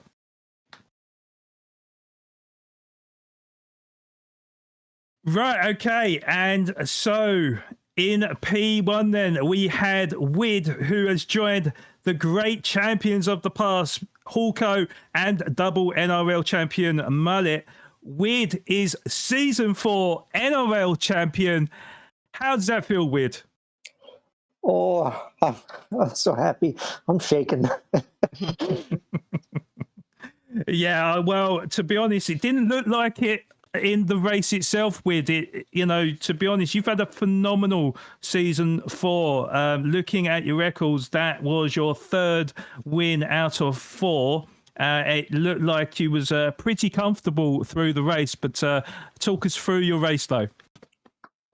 Well, what's interesting about this race compared to the other ones is you could actually see what tires people were starting on since there was no qualifying. So you could sort of formulate kind of a battle strategy, if you will, what you needed to do and all that. So I knew that like Moose directly behind me was starting on softs. So I was just like, okay, make sure he doesn't get past you, hold him off, and then you won't have to worry about him for the rest of the race. And then once I saw that a couple of other soft runners weren't really making that much ground in pit, I knew that I was safe from those as well since I started on mediums. I was mainly worried about the hard runners like the Kai, especially since I knew he had a ton of pace. But I'm not really sure what happened to him, but I saw that he got the fast lap. I'm really amazed at Truth and Uber because I would have not expected to start on softs like Truth did and do so well, but he did. He ran a really great race and had a good strategy. And then Uber, we both started on mediums, but he went on to softs, whereas I went on to hards. I saw that he didn't take too much fuel, so I wasn't too worried. I just knew that coming into my last stint that, okay, don't get a penalty, don't spin out, remain consistent, and don't force anything, and we can do this. Well, certainly you did make it work. I mean, it was, as I said, almost apologetic because we didn't really get to comment on you too much because you was that comfortable at the top of the grid. So, no, fantastic job from you. There was one other question I wanted to quickly ask you. So when the draft pick, or when it was your chance to pick the cars, were you surprised that you was the only one that picked the Peugeot RCZ? You know what? Yeah, I was pretty surprised. I had almost all the other cars that people picked on my list. Well, that's not true. I didn't really pick any of the front engine rear-wheel drive cars except for the Lexus on my list. But the RCZ was my second choice. I really wanted the Honda NSX, but oh well, can't always get everything. But yeah, I'm really surprised that no one else chose this. It felt like a really consistent car, decent fuel economy, and it didn't really wear the tires out that much. Yeah, it did look that way indeed. With congratulations on the race win and season 4 NRL champion. Tati, have you got any questions for our NRL champion? Just a couple. It's surprising to hear that you kind of formulated your battle plan, if you will, after knowing what everyone else is going to start with. So are you saying that was completely different from the strategy you originally thought you were going to run, or was it just a slight variation? So like, I don't want to say like that seeing everyone's tires changed my overall race strategy. It more just changed my, I guess, mindset going into the first several laps. Basically, since I know that a lot of people behind me are on softs, I just need to get in that mindset. Like, okay, it's okay that if they pass me, they just can't get 20 seconds ahead of me before I pit or something like that. Right, got it. So more about how you fought, if you will. Okay. Right. Just checking. I mean, you made the mediums last 20 laps. I think you and Uber are the ones who made them last the absolute longest, if I'm not mistaken. And then you weren't on the hards for very long at all. And then, of course, your soft stint, but you were 20 seconds ahead again by the end of your soft stint. Congratulations on literally just putting on a masterclass. I don't think I saw you in a single battle. I got pretty lucky coming out of the pits both times because I came out maybe like a second ahead of whoever was behind me each time, and then I had totally free air in front of me. So I that's pretty lucky for me. That is. Well, congratulations. Thank you. And finally, TK, any questions, any thoughts? Yeah, Wood, congratulations, season 4 champion. Fantastic. Thanks. You made it look so easy. I know it wasn't, but you made it look so easy, and you were talking, you couldn't let anybody, if they got ahead, you just couldn't let them put a gap on you, and you just put a gap on everybody. It was really, really impressive. And I think you made the right choice with the Peugeot, because the other two drivers on the NSX, it seemed to us that the NSX struggled around this track as far as being underpowered maybe a little bit, and they just kind of stayed together the whole race. So now I'm curious how your result would have been had you gotten the other car that you wanted. But I don't have any questions. I just wanted to say congratulations, and you just put on an incredible season. P3, P1, P1, P1. Well done. Yeah, thank you so much. I appreciate it. Yeah, again, I'll second that. Huge congratulations to you, Wid. You are crowned season 4 NRL champion. I really hope you do celebrate with many beers and get absolutely drunk out your mind. But yeah, enjoy the moment, and yeah, fantastic drive from you. Thank you so much, guys. I really want to shout you all out, like Saturday crew, Friday crew. You guys just do an amazing job. Everyone behind the scenes, just incredible. I've never really participated in something like this before, so it's just been a great experience. And thanks to McNaughty for putting everything on, and congrats to Uber and Truth as well. Great race. We appreciate that. That's a huge compliment there. We do it for everyone at NRL, and it's down to you drivers as well for putting on such a great show. So congratulations on the whole of season 4. You've definitely kept us on the edge of our seats, and looking forward to seeing you in the next one. Yeah, for sure. We'll see, but that's the plan. But yeah, thanks, guys. No problem at all. You take care and enjoy yourself. Thanks. Right. Okay, well, I've just got to say again, huge congratulations to everyone that competed in the finals. And once again, our Season 4 champion, Wid, joining a host of great champions in Hawko and Mullet, moving into NRL Folklore. Also, huge congratulations to Cyrus Nicky for the Division B Championship 2, joining Louise for Division B Champion History. But joining us once again, we have the awesome trio of Toon, Slow-Mo, and Leo. Toon, firstly, how are you feeling? What a glorious final we've just had today. I would love to know your thoughts on today and everything surrounding Season 4. Well, first off, I just want to quickly say, hi, everybody. We're back. In terms of the finals, this has to be the most action-packed final that I can recall. Because before Season 3, it was just one... There was no Division A, no Division B. It was different splits, and everybody kind of just had a meeting point in the finals. And there was a lot of action and a lot of drama that happened in those, but I don't know, with both divisions having their own finals, drivers of equal skill, there was no real blowout. So this season was definitely the closest season in terms of driver ability and finishes, because you could obviously recall that we've had several last minute upsets throughout the season. We've had finishes that were separated by as close as 1,000th of a second.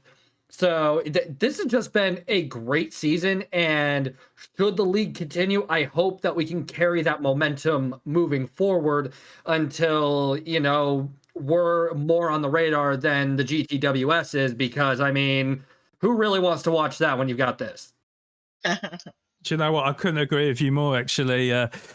Toon, this is my second season in the NRL, and I've loved every second on it, honestly. And I have to say, Season 4 has been my best experience so far. So, it's a huge compliment to McNulty for putting on such a great competition for all these wonderful drivers.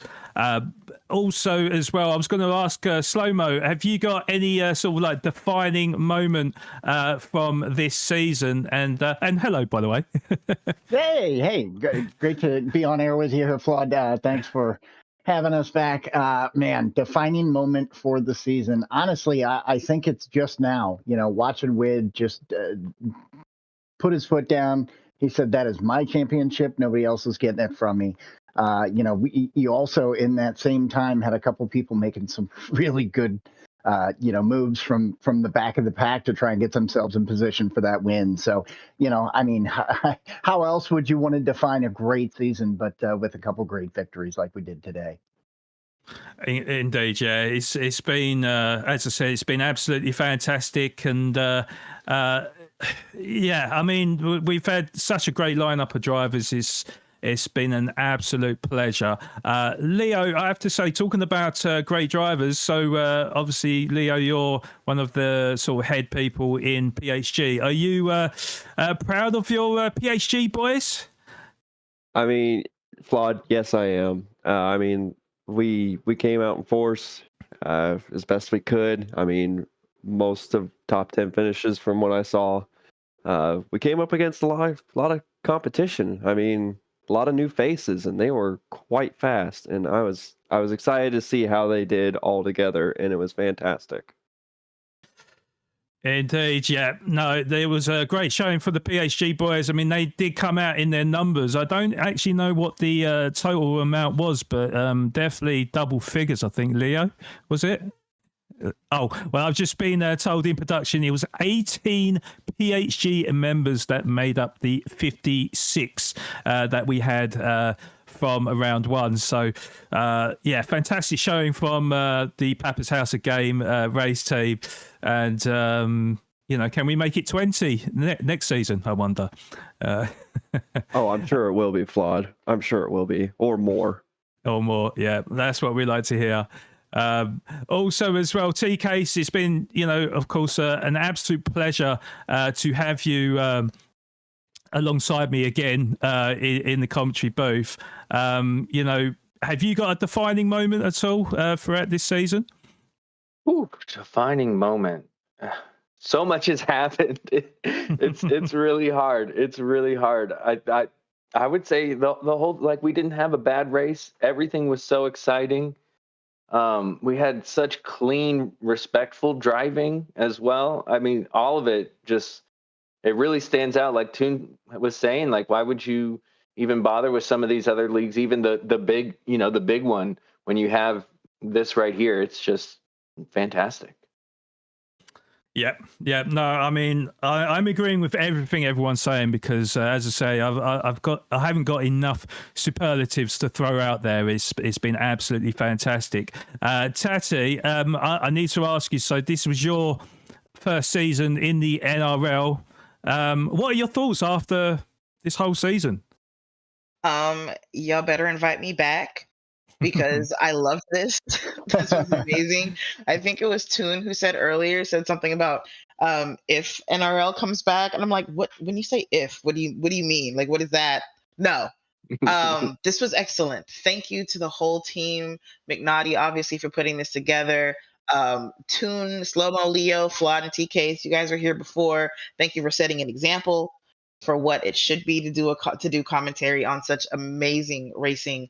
And thank you to the drivers. Like, y'all are brilliant. We've seen so many amazing moments, so many amazing battles. This final race here, I mean, the grid is all jumbled up, from where it started, which is exactly what we want to see in racing. So thank you to everyone involved.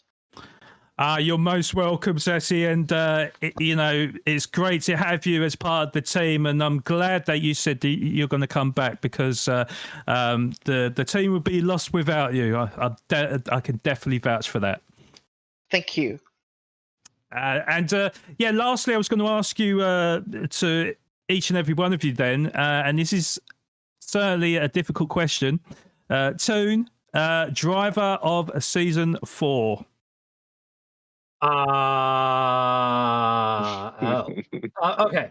So here's the problem with singling out one driver. So we've got 2 divisions across 2 days.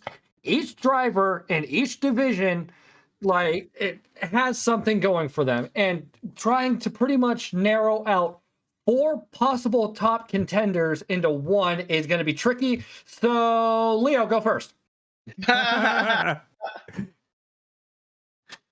I can let TKS go first. There you go. I actually have something to say. Under the bus here. I've been thinking about it. Okay. But it's like Chin's saying, I can't just pick one, unfortunately. But we got to see 2 weeks in a row of Cyrus, Nikki, and Parquet battling it out. So close, such tight racing, and then Cyrus, Nikki to go on to win it. So just getting to see that, and then seeing one of them come out on top. So I guess I'm going to say Cyrus, Nikki there has just been fantastic. Well, TK, you just mentioned Parquet. I'm sorry I didn't get to the update as quickly as I could there. But Parquet, thank you so much for the $10 donation. He's saying, shout out to the best production team in the biz. Well, Parquet, thank you so much for bringing the entertainment to us. It's been absolutely fantastic to watch you. And honestly, you've been a real pleasure in season 4. But thank you very much for the kindness. And also Fernando Button with the 5 McNulty gifted memberships. Absolutely fantastic of you, Fernando Button. That is very, very kind. All of us in NRL fully appreciate that. So thank you. Thanks to everyone that's donated this season. So, Toon, have you thought about your driver of the season yet? Yeah, I did put some thought into it, and honestly, I'm gonna be, digging into, seasons past, some of our returning faces, and I've been thinking about drivers who had, the most improvement in the off time. So if we take a look back in time, we've got, PHG Bells. Bells in season 3 had, I would say, a less than stellar showing, but in the off time and coming into season 4, Bell's performance is as if they're a completely different driver now. So I'm gonna have to give it to Bells for my driver of the season, just due to the leaps and bounds that he improved. That's fair. Although he did disconnect in the final, unfortunately.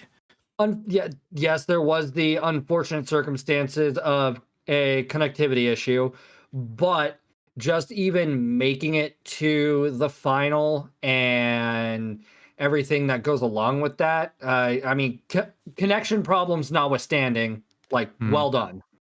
Yeah, no, that's a fair enough comment there, Tone. And Slow-Mo, have you thought about your driver of the season? Yeah, I mean, God, what a tough question. I think the easy answer is win. He goes out and wins 3 of the 4 races that he's in, right? I mean, how do you go against that? However, I think another really good answer to the question is somebody like Moose, right? What people may or may not know, I think Moose had some technical issues today. He might not have even been running on his wheel. It's possible he could have been on a controller. Unfortunate, disappointing. I personally was expecting Moose to win the A division today. I know he's fast. He's had a really good season. He showed up in force. He put down really good laps, a couple real dominant victories. So I'm going to give it to Moose for this season. Fair play. I would say, though, I think if Moose is still in chat, I'm pretty sure he's told me he's faster on controller, but I don't want to throw any shades out there. But yeah, no, it was a commendable job, and I know he wasn't really too happy with his car choice as well. So yeah, no, fair play. I mean, everyone deserves a pat on the back, because it was a fantastic showing from each and every one of them. Leo, coming to you then, who is your driver of the season? So, are you okay if I pick 2? Because I've got 2 in mind, actually. Does it include the PHG driver? 1 Guaranteed. yes, 1 no. Okay. So mine are Sal and RJ, Sugar Shuffles. Them 2 have been the OGs since the very beginning, and what an improvement I've seen them go through. I mean, granted, their livery's top notch all the time, but them 2, I've seen them leaps and bounds from when they first started and continuing on. So those are my 2 picks for that. Those are good choices. Mm-hmm. They are good choices, to be fair. They're really good choices. Tati, finally to you. Who's your driver of the season? I had hoped that you would just skip me. You know what? It was my driver of the day. It was Super Uber, because coming into this, he didn't have a lot of points. I mean, obviously, he started towards the back of it all. But to just barely, squeak into the Division A final and then almost win the thing, that spans a season for me. So well done, Super Uber. That's fair enough. I mean, yeah, to be honest, I was going to give it to Super Uber, because maybe it's a little bit biased because I kind of know Super Uber. But even if you looked at his result today, he moved up 10 positions in race, which is no easy feat. And also as well, he started off with a DNF in the first race as well, so he progressively got better throughout the season, and certainly left his best till the last race as well. So fair play to Super Uber. And if I was to give one to a Division B driver, yeah, I probably would have to give it to Cyrus Nicky, because he's been absolutely phenomenal, and he's been like a just send it, and the sending has worked out for him because he has claimed the champion for Division B. So yeah, congratulations to all the drivers, and yeah, just lastly, really. So Toon, where can we find you on your streaming platforms? Okay, well, if you want to watch one of your favorite commentators be a VTuber and yell at things such as Baldur's Gate, you can find me over on Twitch at V2Nix, and yeah, it's a fun time. Awesome stuff, Slow-Mo? Yeah, you can find me here at YouTube at GT-Slowmo. We been doing a little bit of Grand Theft Auto Golf, believe it or not, which is, I'm sure, exhilarating for the audience. But that out. We also do some Gran Turismo. Obviously, check everybody out. There's going to be a lot of good, streams going on today after this for people running the championship series as well. Indeed. So go check out them too, as well as Leo. Where can we find you? You can find me here on YouTube at Leo2443.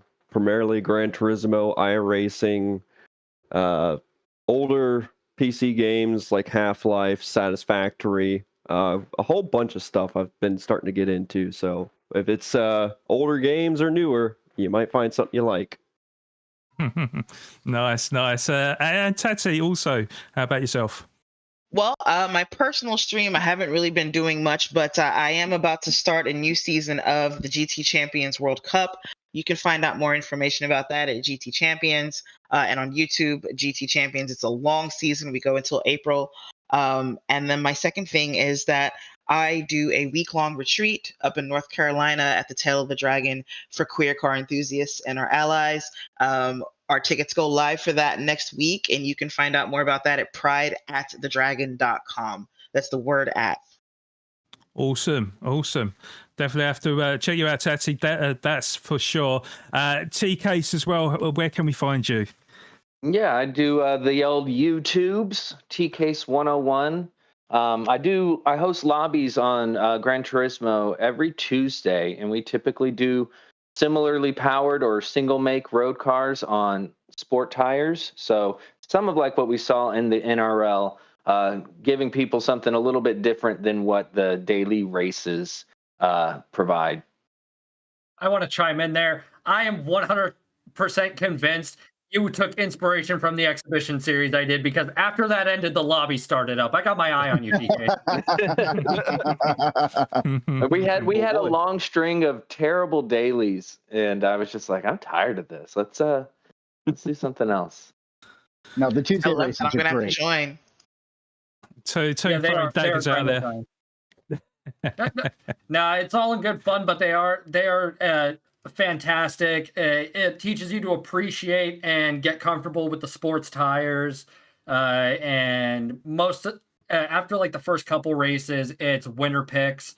So you could be in I don't know, something as silly as a 1960s Mini going around the Nordschleife or something. Indeed. Fair play. It is quite Days a lot and of fun. times. I need it. Days and times.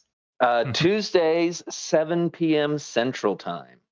I can make that. And we race for 3 hours. So we race till 10 p.m. We do 5-minute qualies, 10-minute races, winner picks. Yeah, and if you can't make it at 7, hop in afterwards. You can normally jump into the next race. You don't have to be there right at 7. Yeah. Fair play. Well, guys, also, if you want to check me out, I'm Floor Genius Gaming on Twitch. Turned into a bit of a variety streamer. I do still play a bit of GT7 here and there. A lot of people call me washed these days, but I try my best.